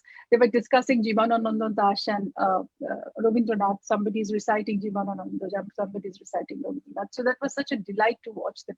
I think these are the things which I sort of understood, and I think those are the things which he sort of gave imbibed in us, that this is what a performer of a complete performer should do. So that is a sense, that is what I got a sense of stardom from him. I mean, I don't know whether I got any sense of becoming a big star in like putting your the way you how you behave on sets in a very starry way. That's not the way he taught us. He taught us to be taught us to be a complete performer, and that's the way you can express your stardom. That's the way I feel, that the way he has presented himself to us, because with some very small nuances. Rituparna, thank you very much. I will now let Devanjan take over the next step of our program here. Thank you so much, Sumonda. And it was wonderful listening to Rituparna about her perspective on Soumitra Chattopadhyay. Next, we turn to the third and final section of this conversation, as it were, the legacy of Soumitra Chattopadhyay. And we would now come to Naman Ramachandran to give us a slightly different insight and perspective into this giant of a man. Naman, welcome. Thank you for joining us from London. Naman is a journalist and author. He has written two books that I'm enormously fond of: Rajnikant, the definitive biography, and Lights, Camera, Masala, Making Movies in Mumbai.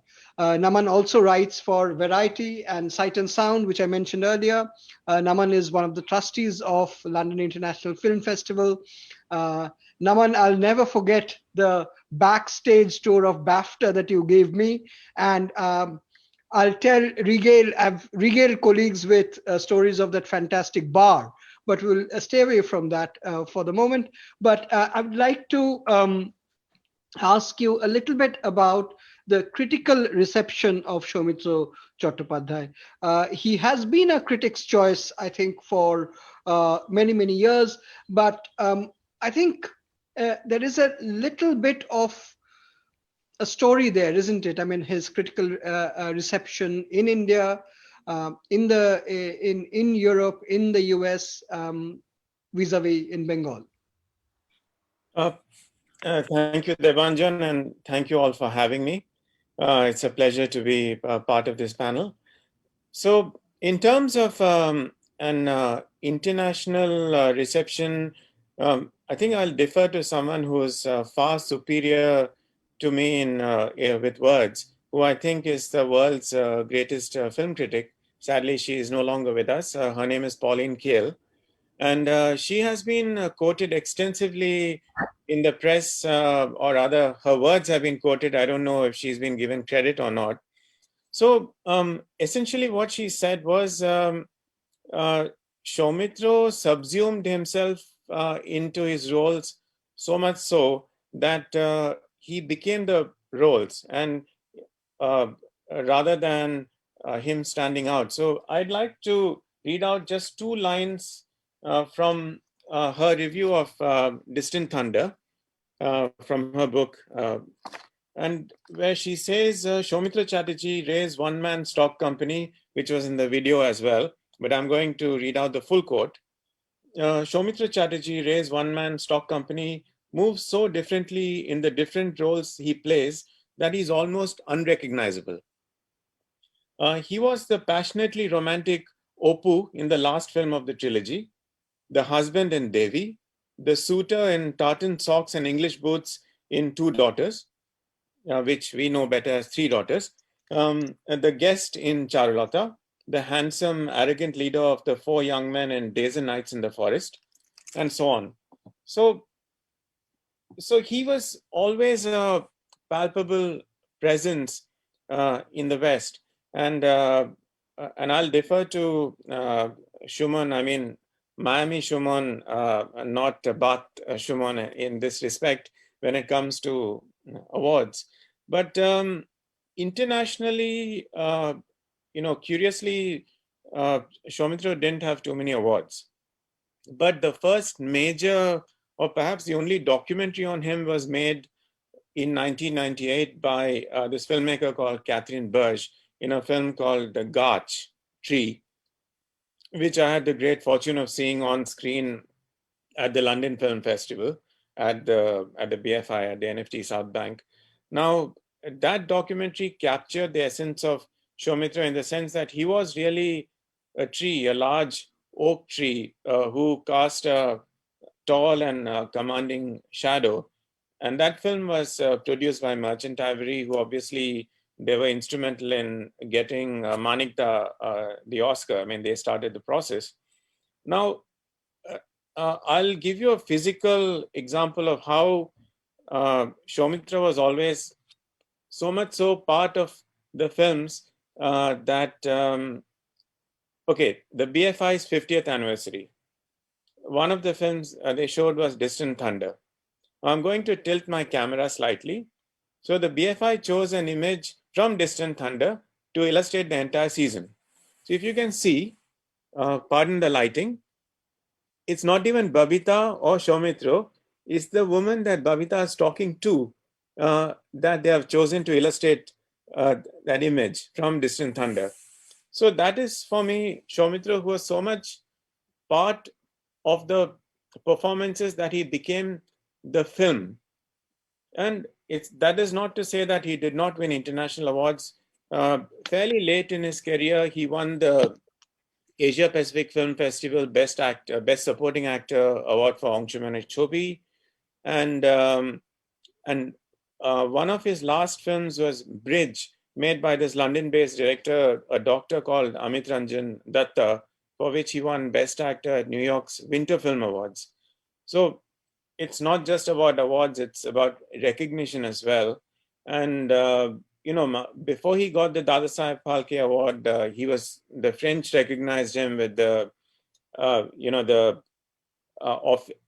pardon my French, Officier des Arts et Métiers, which is much before the Legion d'Honneur, which he got in 2018. And this was in 1999. And he got the Dadasaheb Phalke in 2012. So that brings us neatly to Miami Suman as opposed to Bath Suman, because his first national award for Best Actor came in Suman's film Padokhep. And I believe he had said no to some consolation prizes earlier. I mean, obviously, we are all operating on the principle that, he was beyond awards and, he was the Gach, as we just mentioned. So, Suman, would you like to say something about Padokhep and how he won the national award for that performance? I cannot say how he won the national award, but very interestingly, I used to joke with Soumitra that after Padokhep got the national award, people used to get angry. He didn't get for Push Samsar, didn't get it for Distant Thunder or Oshoni Sanket or whatever. And I used to say that it's not my fault that he didn't win. So Soumitra also used to laugh a lot about that thing that people were so angry, that he was not given for so long. Why did he? So but I'll take it. I used to tell him that I started my career riding on your shoulders. So for you a national award doesn't matter, but I will take it when it got so much of attention after he got the national award. So so that is how I take it, in the sense that I try to tell people that it's not my fault that he was not given the national award, and it probably started my journey. The attention that his national award got in 2008, I think, or whatever. But internationally, I would say that I've just quoted Pauline Kael, but he's always known as Manikda's one-man repertory company.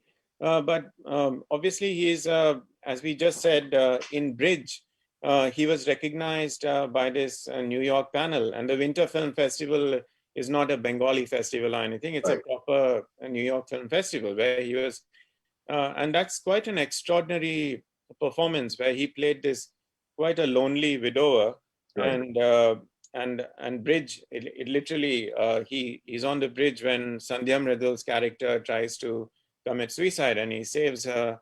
And, it's about mental health and everything else. So when we showed the film here in London at the BFI, it was quite something because on the one hand, we had the trustees of the Satyajit Ray Foundation, people who have grown up with Manikda and all of that, and an entirely new generation of viewers who probably it was the first time that they had seen a Soumitra performance on the big screen, and that too, at the British Film Institute. So I would say internationally, he just transcends all barriers.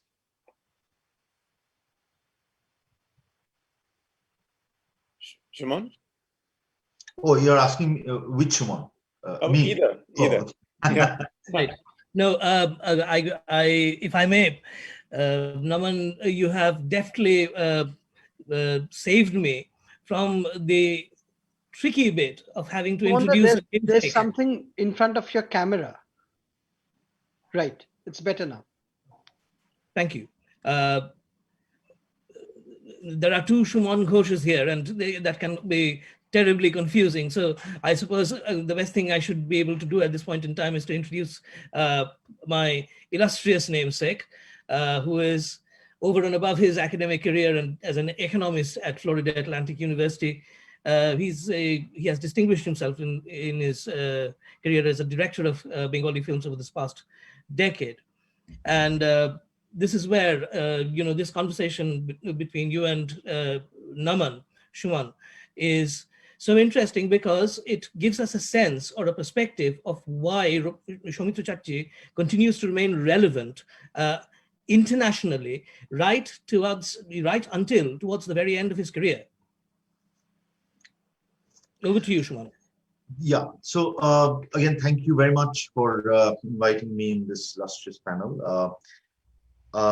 You see, to be very honest, I had asked Soumitra Chatterjee in an interview 2 years back, which came out in the Telegraph in his birthday, that why is it that Bengali cinema has not produced anyone of that stature as what he was in an international arena, where and his answer was very interesting, and he said that এখন আর ওরকম ছবিই বা হচ্ছে কোথায়, so why will you blame the actors who are not being able to be at that stature? And and Soumitra's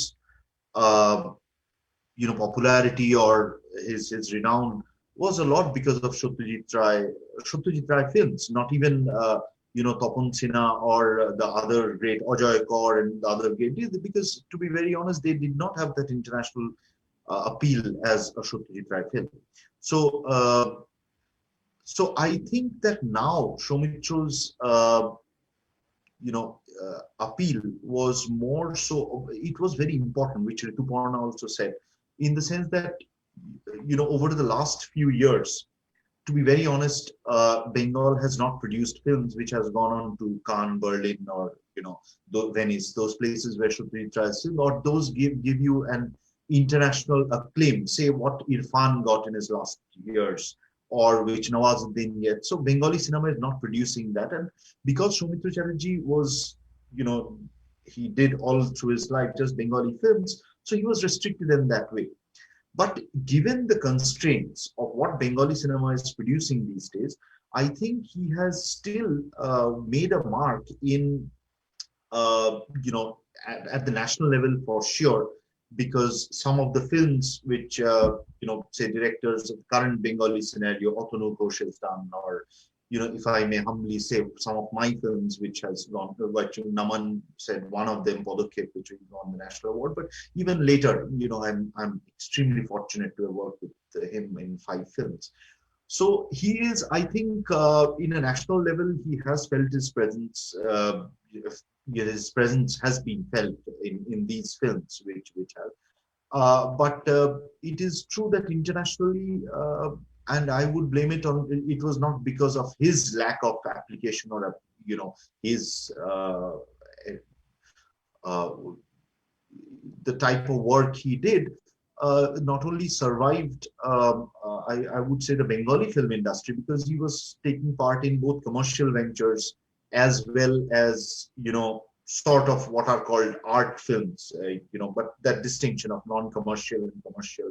So he was maintaining that balance. So to answer your question, internationally, to be very honest, I think, so that's why what Naman said, his reception when it was being screened at BFI was very illuminating, because people in this generation has not seen his work in very big film festivals, and very big, I mean, like top 5 or even top 10 film festivals in the world. Yeah.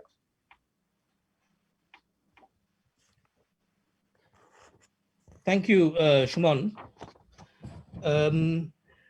I have a sort of slightly curious question. What made you cast Soumitra Chatterjee in as many of your films as you did? Was it the nature of the story, or were there other things as well? Of course, it would be the nature of the story. I can completely understand that the director will find actors who are appropriate to his or her story.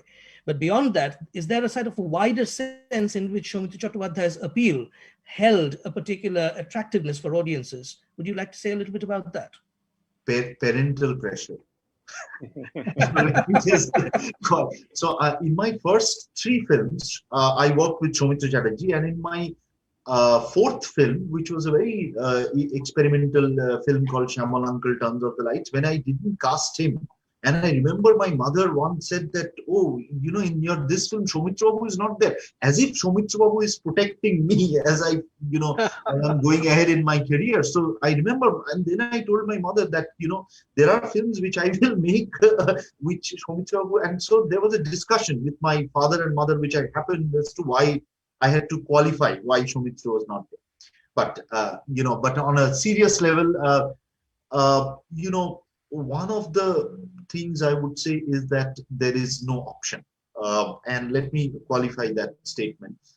Some of the films that I just mentioned to you about, Moiraki or something, even Podokep, there was no option. If he wouldn't have done it, then probably these films would not have been made. So I'm not talking, even films like Bela Sheshe and Bela Shuru, and these films, or Posto, a very popular Bengali film, these films are made with him in mind. And the sad situation now for Bengali cinema is probably these films will not be made, and that implies a lot of commercial loss also for the Bengali films. So the reason I cast him for Podokep was that, I had no other option. And of course, you see, I knew Soumitra Kaku from his days of Dekha. I think Devanjan, who mentioned about the Gautam Ghosh film, where I was an observer in the film. That was my first introduction to Bengali films, and and to watch Gautam Ghosh and Soumitra Kaku, and those people working. So, I knew Soumitra Kaku from 2000, and I made Podokep in 2005. In the interim, I had maintained touch with him, and I understood that, well, I can make a film with him. It's not that, I will be working with Soumitra Chatterjee and that will affect anything. So there was a relationship which developed over the years. And of course, in the films which there needn't have an old man, as he used to say, that when I first made my Hindi film last year, he said there kono budor role nahi. So he and there was a mutual, for me it was an admiration, for him probably a affinity as like a son. which developed, and making a film was an excuse to be working with him and to be with him. And as again going back to what Devanjan had said, that he went to bring Soumitra Chatterjee from his home in Golf Green for one of his programs. I used to always, even last time when I went to Kolkata, I used to, for promotional events for my films or whatever, I will go for dinner with him. I made, so many trips I made. I went to his home, and he used to certain times feel embarrassed. Tumi ekhon director, tumi ashcho keno amay tulte? Ami boli, na, let it be. I just want to enjoy the moments with you. And those are filled with so much of knowledge, so much of humor, so much of, so that was another reason I would say, Shumon, that as an excuse to making a film is an excuse to be with him, for an elongated period of time. So yeah. Thank you very much, Shuman. I can scarcely think of a better excuse. And thank you very much, Naman and Shuman, for sort of jointly addressing these wider questions together. I will now hand this over back to Devanjan to take us forward. Thank you, Shumonda Square in this case. Naman, of course, and we will resume our Adda Naman, hopefully in the BAFTA bar, which I'm enormously fond of.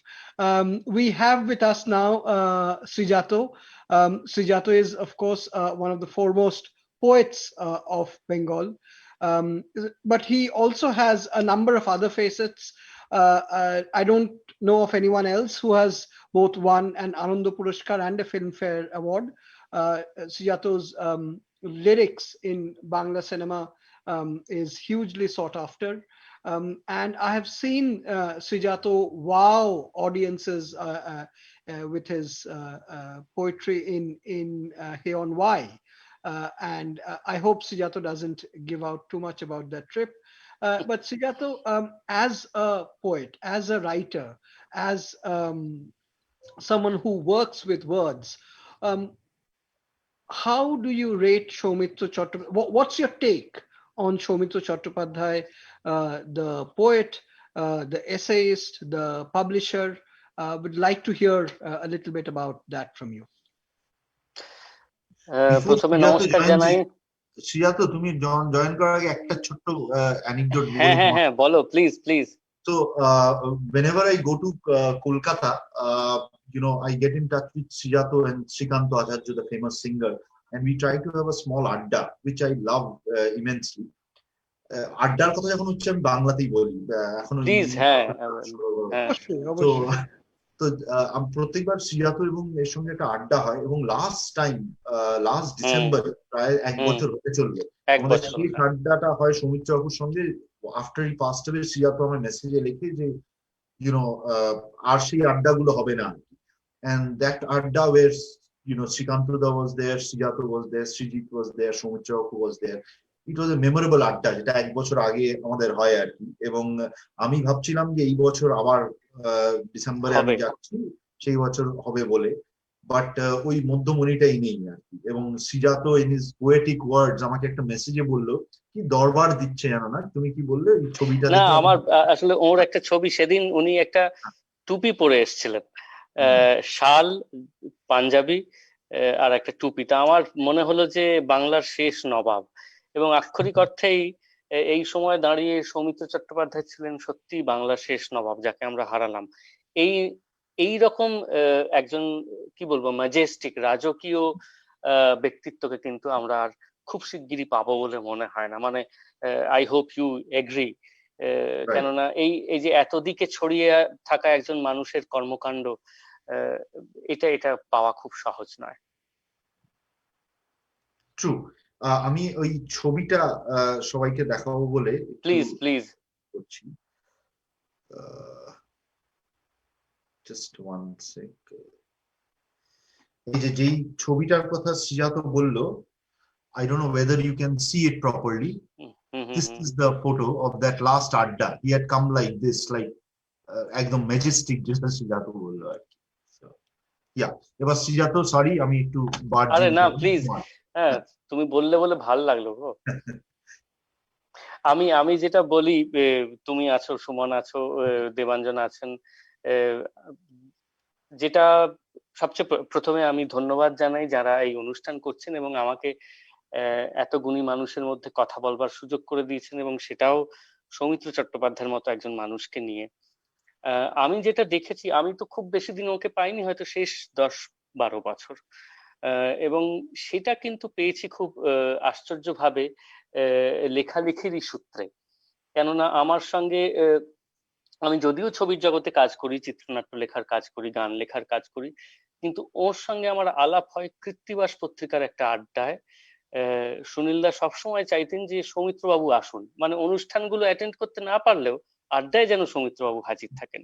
এবং সৌমিত্র বাবু খুবই ভালোবাসতেন আড্ডা দিতে, এখানে তো সুমনও যেটা বললো। এবং আমার খুব আক্ষেপ যে উনি চলে যাবার, হাসপাতালে ভর্তি হওয়ার 7-10 দিন আগে আমাকে এবং শ্রীকান্ত দাকে ফোন করেছিলেন, করে বলেছিলেন, শোনো এইসব কোভিড টোভিড বাদ দাও তো, একটু কোথাও গিয়ে বসা যায় না? এবার আমরা তখন ভয় পেয়ে ওকে বললাম যে আমরা বসতেই পারি, কিন্তু আপনার জন্যই আমরা বসতে চাই না, আমরা চাই না আপনার কোনো রকম ক্ষতি হোক। শেষমেশ সেই ক্ষতি হলো, আমাদের আড্ডাটা হলো না। কিন্তু ওই রকম একটা আড্ডায় ওর সঙ্গে আলাপ হয়েছিল, that was a Literary session. এবং তখন সুনীলদা আমাকে আলাপ করিয়ে দিয়েছিলেন, আমি প্রণাম করেছিলাম। আমরা জীবনে ভাবিনি যে সুনীল গঙ্গোপাধ্যায়, সৌমিত্র চট্টোপাধ্যায় এরা সবাই আমাদের কাছে বিরাট তারকা, বিরাট নক্ষত্র। এদের সঙ্গে সামনাসামনি আলাপ হবে, এরা আমাদের নামে চিনবেন, এটা কোনোদিন ভাবিনি। কিন্তু যেটা দেখেছি, যারা আছেন, আমি বলছি, সুমনকে বলছি, দেবাঞ্জনকেও বলছি, সেটা হচ্ছে শেষ দিন পর্যন্ত কবিতার জন্য একটা তুমুল খিদে, একটা অসামান্য তাড়না, যেটা নিখুঁত এবং নিখাদ, যার মধ্যে কোনো মিশেল নেই, কোন রকম যার মধ্যে কোনো মেলানো মেশানো নেই। অনেক সময় লেখা লিখে হয়তো শুটিং এ আছেন, হঠাৎ ফোন করলেন, আমি ফোন পেলে খুব তটস্থ হতাম যে কেন ফোন করছেন আমাকে, শোনো তুমি, তোমার সময় আছে? আমি বললাম হ্যাঁ সময় আছে। আচ্ছা, দুটো কবিতা লিখেছি, একটু শোনো তো।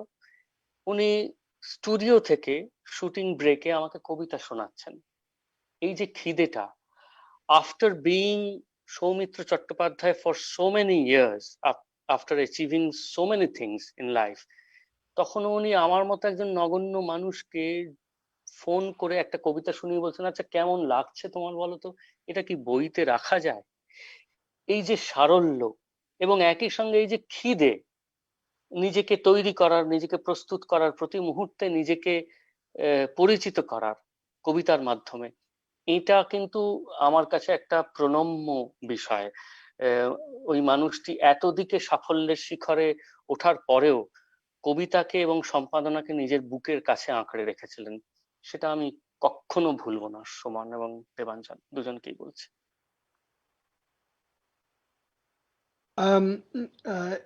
সুজাত, সত্যি আড্ডাটা আড্ডাটা স্তব্ধ হয়ে গেছে, অনেক কথোপকথন স্তব্ধ হয়ে গেল ওনার চলে যাওয়ায়।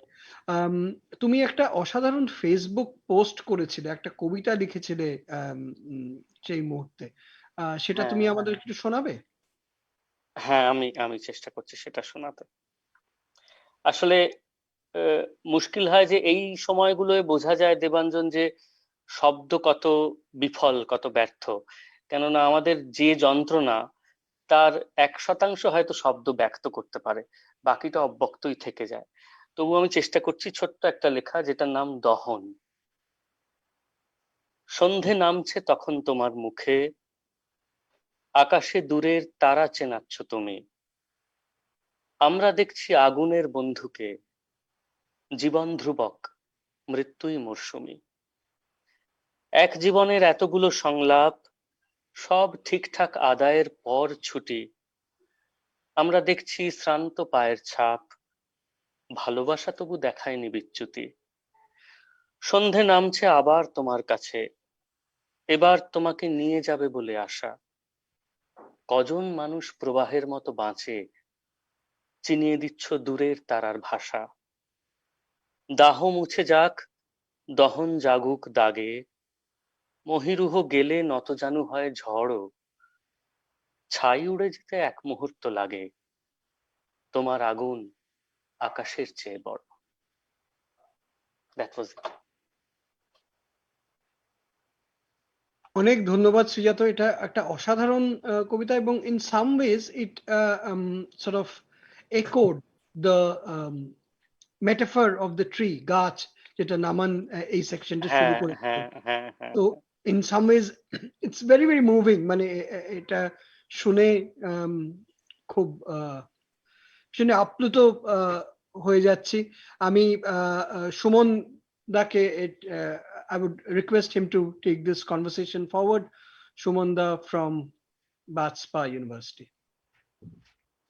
থ্যাংক ইউ দেবাঞ্জন, এবং অনেক ধন্যবাদ সুজাত। আপনি যখন আমাদের এই কবিতাটির মাধ্যমে যে কথাগুলো বললেন, ইনি তো গাছ নন, ইনি গাছ, ইনি বৃক্ষ, ইনি মহিরুহ, ইনি মানে এই ভিন্নভাবে যে আমরা দেখি সৌমিত্র চট্টোপাধ্যায়কে, সেটা সত্যি একটা নতুন করে চেনার মতন।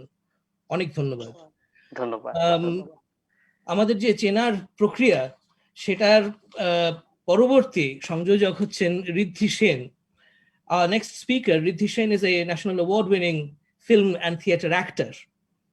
He has known and worked with Soumitra Chatterjee for a very long time, and he has collaborated with him, very notably in a film called Shamantaral, for instance, where he worked with Formative Influences as well. Riddhi wanted to be present here, but he is filming, which is why he has sent us this message. Thank you, Riddhi.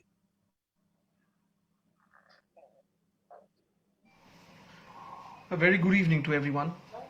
I'm thankful to Bengal Heritage Foundation for giving me a space to speak in this seminar. I'm extremely privileged to be amidst such an august company, and I'm really eager to also listen to what everyone is saying. And we are all here to talk about this person whose demise has left us broken, and it's a very personal loss for all of us. I did not know exactly what to say, how to begin with, because sometimes grief really leaves you speechless. It renders you speechless. So, and it's very difficult for me to talk about someone with whom we all, not just Bengalis, all across the world, people shared a very personal relationship, which was beyond just seeing this man on the silver screen. But on the day of his demise, I had written an article which I wanted to share with all of you. I wanted to read it out because today, more than ever, we need to understand why we need to think about Soumitra Chatterjee beyond the label of a legend, and why we need to understand this man's philosophy, and especially for the youth, they need to understand, we need to understand the philosophy which guided this man.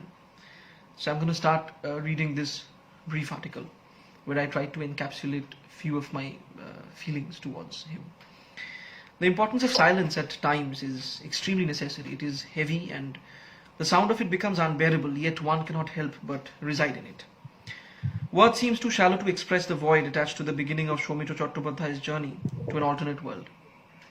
Amidst a newfound fashion of writing a short form of rest in peace, RIP, and expressing grief with colorful mourning emoticons and garishly red broken heart symbols, expressing grief has become a social responsibility for one group, a duty where one feels a responsibility that mourning should be visible, and the second category of people who need to row the boat in the opposite direction of the current.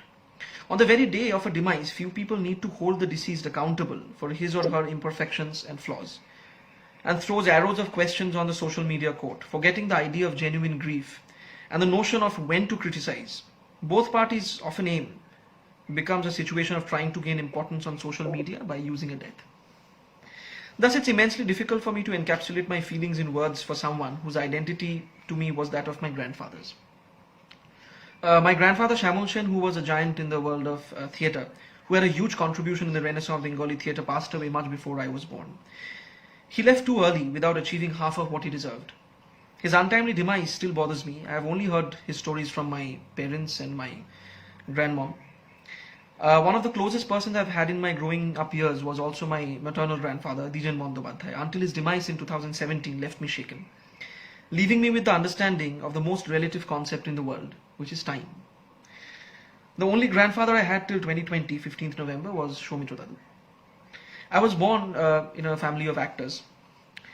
So I was extremely privileged that I was exposed to the world of theatre and cinema from a very tender age. I've been immensely privileged to see and interact and learn from masters like Mrinal Sen, Joy Goswami, Shankha Ghosh, Rudra Prasad Sengupta, and so many giants from the world of literature, theatre, cinema and music. From people who never bowed down to the increasing wave of mediocrity. Soumitra Chatterjee became the first president of our 28-year-old theatre group Swapno Shandhani, under which one of the most celebrated and timeless theatre productions of Bengal, Tik Tiki, got staged. I'm sure many of you have seen it also. Tik Tiki was an adaptation of Anthony Schaeffer's play Sleuth. It was adapted and directed by Soumitra Chatterjee with a cast consisting of him and my father. The play was performed more than 100 times and it literally created history. After that, till 2019, my father and he worked together in several plays, films, recitations, leaving me with an opportunity to watch this human being and artist very closely. His body of work is so dense that it'll take me a lifetime to know him properly. But whatever little I observed couldn't help but make me fall in love with him unabashedly. There are many people, much more able people than me who can talk about the sheer genius and incomparable versatility of this man. But for the youth of 2020, I would like to focus on a completely different aspect of him. We are all aware of his gargantuan acting prowess, his extraordinary sense of rhythm, his enormous body of work as a poet, his unforgettable recitations, his unstoppable strokes of paintbrushes and his voice of protest. But above all these, we need to recognize the philosophy which drove this man. A philosophy which is losing its relevance every day in a world full of jellyfish and compromises. We need to understand why he was the last of whom we refer as the greats. The fearless individual who used fear as his weapon, not as his weakness. In order to be the complete artist, what we need is to learn his philosophy towards life.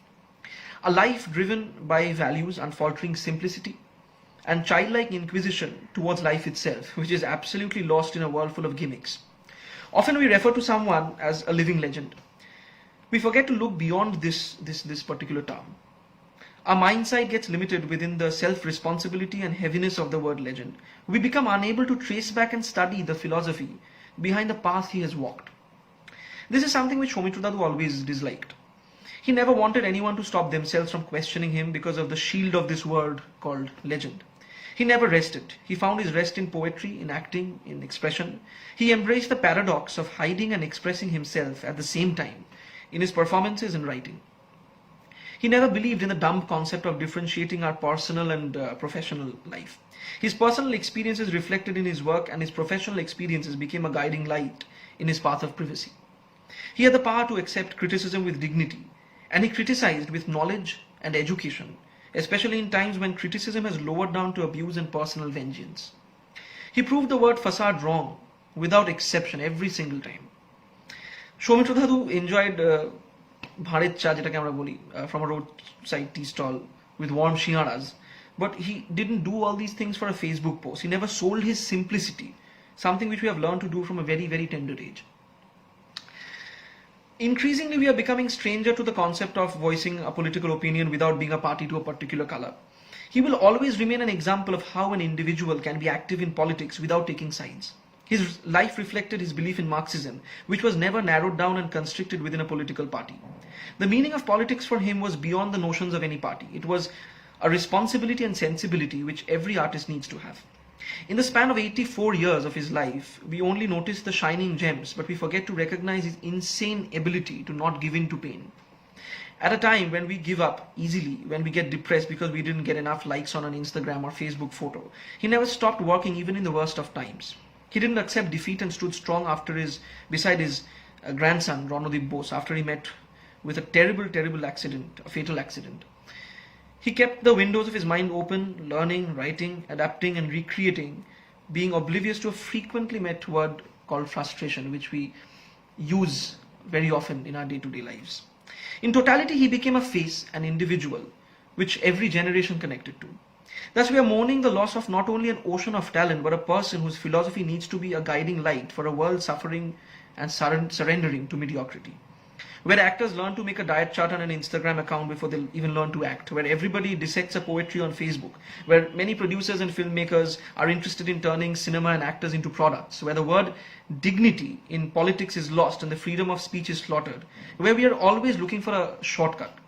In such a world, we can't constrict Soumitra Chatterjee with the word legend. We need to go through this word. We need to look beyond this word so that the youth, like our generation, gets to learn from one of the youngest 84-year-old who ever refused to age. Almost the entire city, I remember, came to Robindra Sadan that day as we all walked to Keratala Mahashashan and in a walk arranged by the CM. As we walked with candles and posters in hand, I noticed so many elderly people standing on the balconies of my old city like distant stars who were burning and are ready to fade out, who were fading out. They were staring with tears and disbelief, and they were looking at their hero for the last time through their soaked eyes. I heard so many people of my generation howl in tears for this 84-year-old dreamer. I saw all the political parties coming together and walking in unison, keeping their differences aside. I saw Poulomi Bose, one of the strongest fighters I've ever seen in my life, the daughter who fought beside her best friend, her father, till his last breath, and all of it reminded me of a poem which reflected the life of this man called Soumitra Chatterjee. As the first smell of winter and flowers paved the way for my hero's farewell, it reminded me of Robert Frost's poem. The woods are lovely, dark and deep, but I've promises to keep, and miles to go before I sleep, and miles to go before I sleep. Thank you.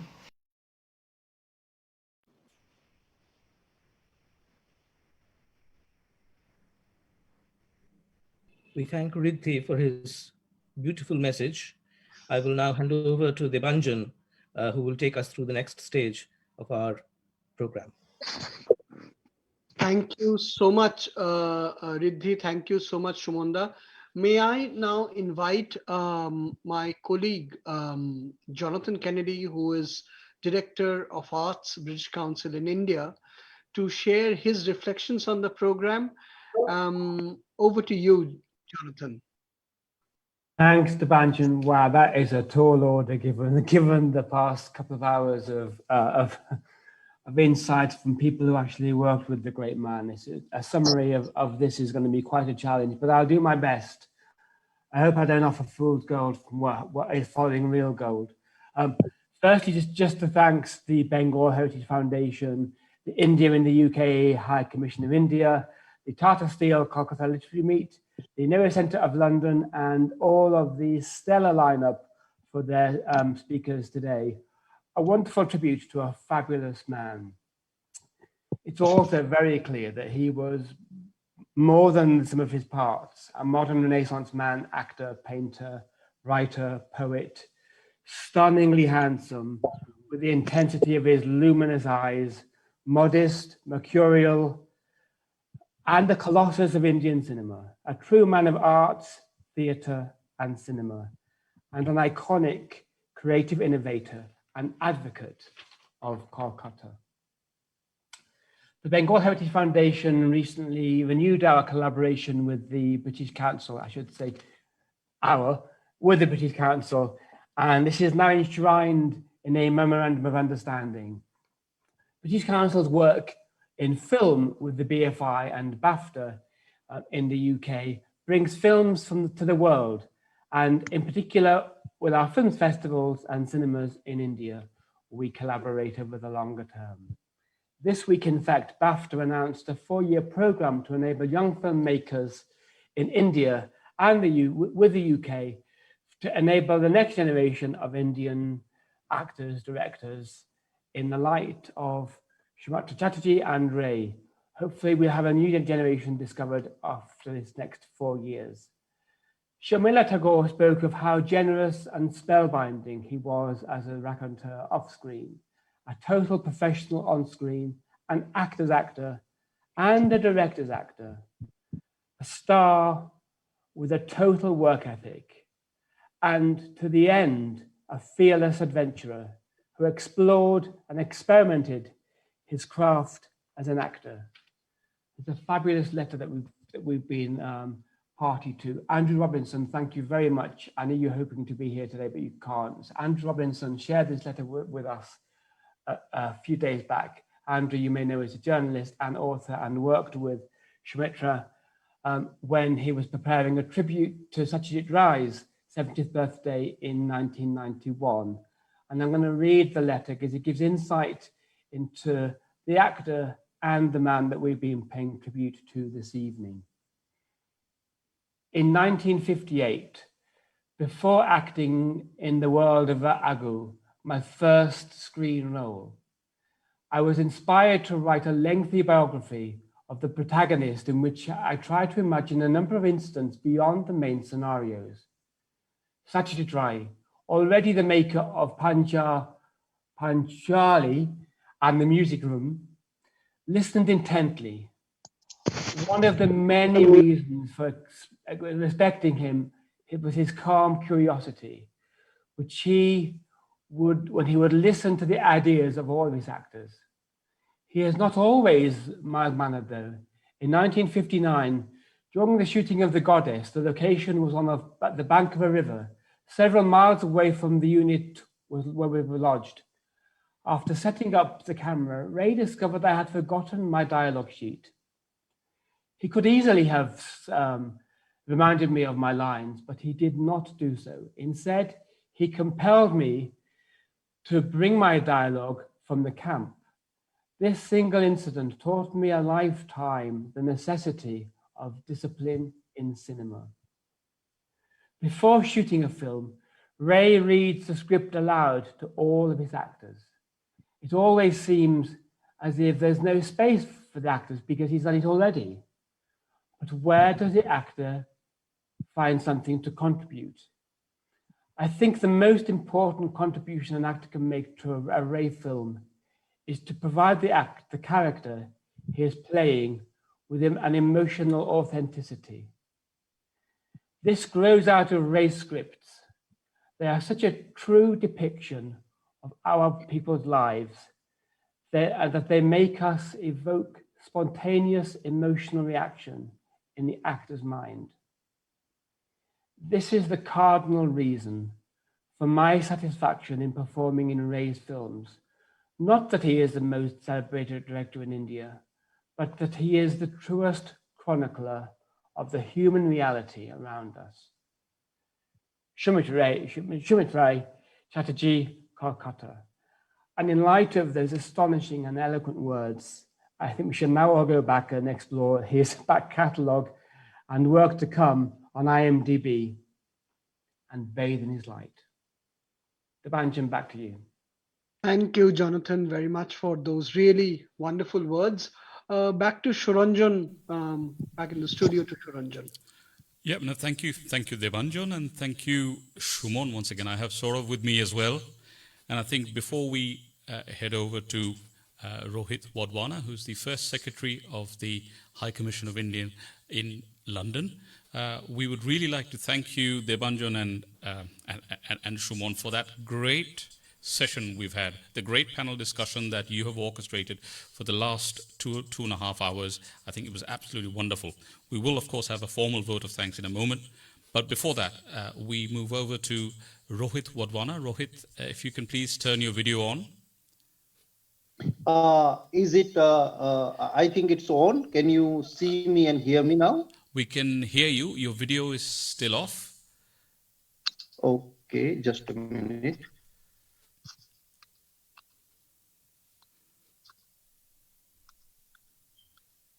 Can you see me now? We can see you now. So presenting to you, ladies and gentlemen, the first secretary from the High Commission of India, Mr. Rohit Wadhwana. Thank you very much, Mr. Suranjan Das, Suranjan Somji. It was such a wonderful program, and it's a mixed feeling for me today.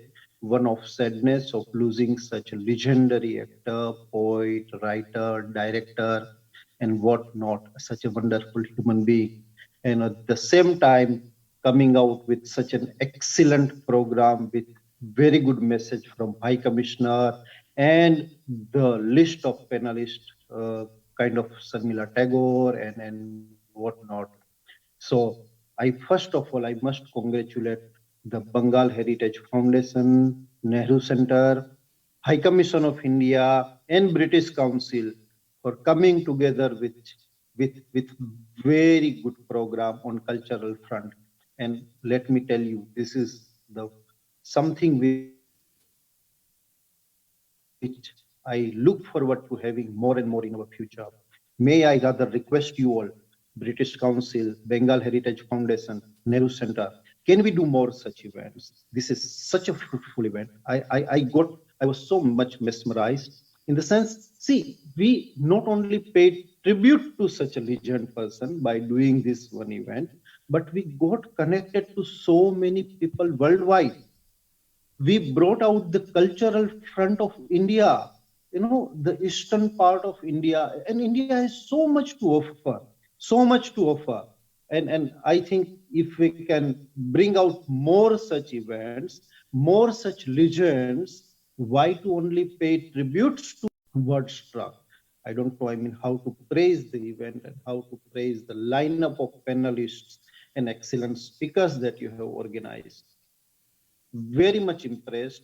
Thank you very much for doing this event, and thank you very much for making it such an excellent program. Thank you very much, Mr. Saurav Niyogi, President, Bengal Heritage Foundation, and the officers of British Council, Nehru Center and High Commission of India, and all the attendees who are listening to us, who are watching us live, and who will watch us in future from Facebook page of High Commission of India, as well as the Bengal Heritage Foundation. Whenever you will watch it, you will be enriched with a lot of knowledge, with a lot of positive vibes. And that's what we always endeavor to spread across. Thank you very much. And please tie up and let's plan and announce something new in future. I am looking forward to you for making a quick announcement, something that comes to your mind, and we will start working on that. Thank you. Back to you. Thank you Thank you very so much, much, Rohit ji. Thank you. Thank you. And just a quick note for everyone who is waiting on Zoom, who are kind of waiting in the background in Zoom.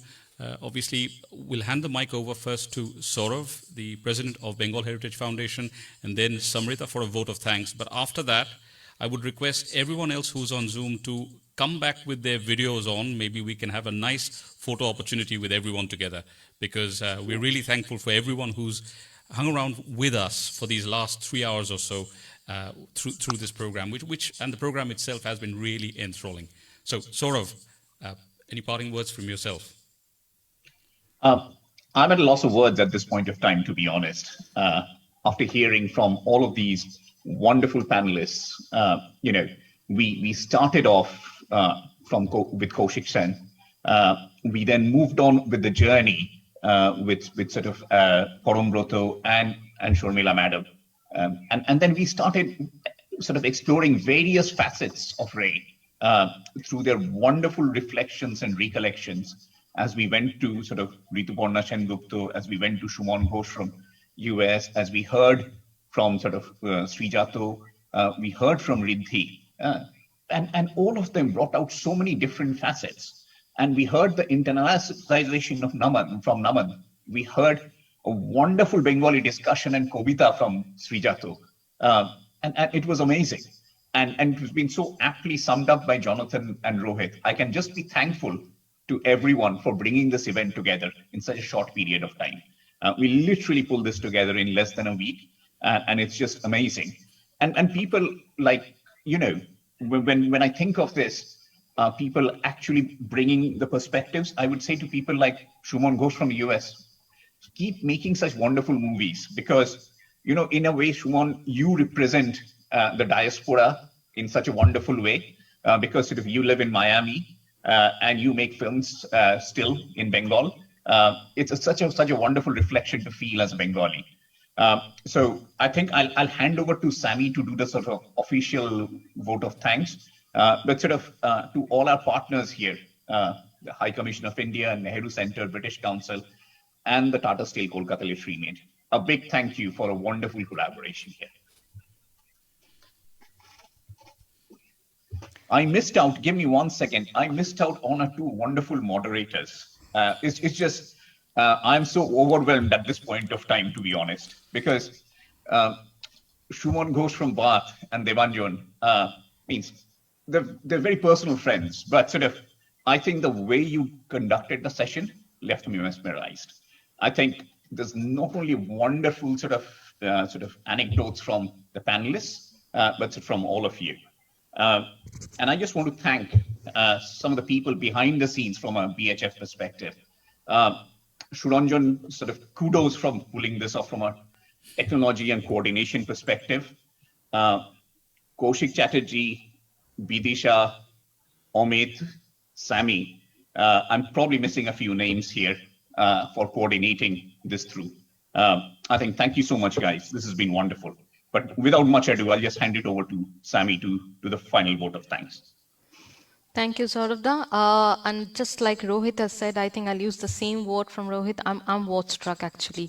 And so many thank yous, but I'll still do the honors. But I think if I could just express it, it's more than just a thank you. I mean, the whole list of panelists, the number of messages that we have got, and the beautiful thoughts. So with so many beautiful thoughts and the nostalgic memories shared by our elite panel about the iconic Soumitra Chatterjee, today's beautiful event, Soumitra Chatterjee, Reminiscing Together, a tribute to the legend, comes to an end.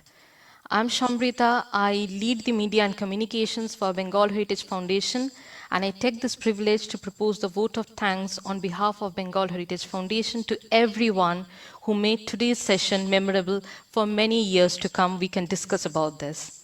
So our esteemed speakers and panelists, our Excellency Srimati Gayatri Sarkumar, High Commissioner of India, London, Ms. Barbara Wickham, Director, British Council, India, and Minister of Cultural and Educational Affairs, British High Commission, Amish Tripathi, Director, Nehru Centre, London, and renowned author, Rohit Vadvana, First Secretary, Indian High Commission, London, Sharmila Tagore, multiple national award-winning actor, Kaushik Sen, actor, director, Rituparna Sengupta, national award-winning actor, Parambrata Chatterjee, actor, director, producer, Shumon Ghosh, economist and national award-winning actor, director, Riddhi Sen, national award-winning actor, Srijato Bandyopadhyay, poet and lyricist, Jonathan Kennedy, director, Arts, India at British Council, India, Naman Ramachandran, film critic, Sight and Sound, international correspondent for Variety,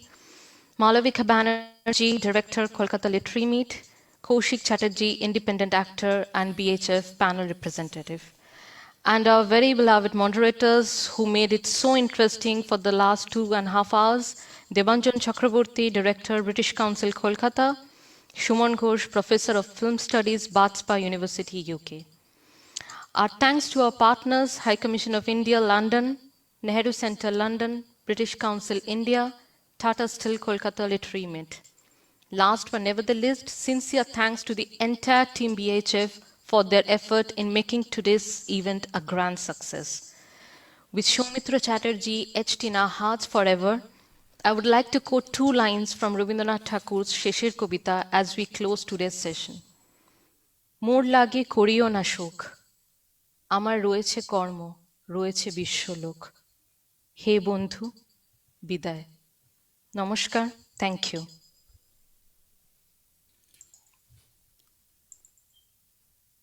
Namaskar, and on behalf of Bengal Heritage Foundation, we hope to see you again in our Think Tank series. For everyone who's on the Zoom call, who have videos hidden now, you can please make it all visible and come on screen, especially Naman, Casey, Amit, Bidisha.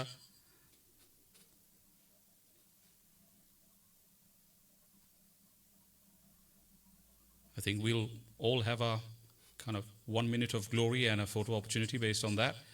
And from everyone, a very good evening or a very good afternoon or very good morning, depending on which part of the world you're in, or a very good night indeed, especially if you're in India or Singapore. Thank you, and we hope to see you soon. Namaskar.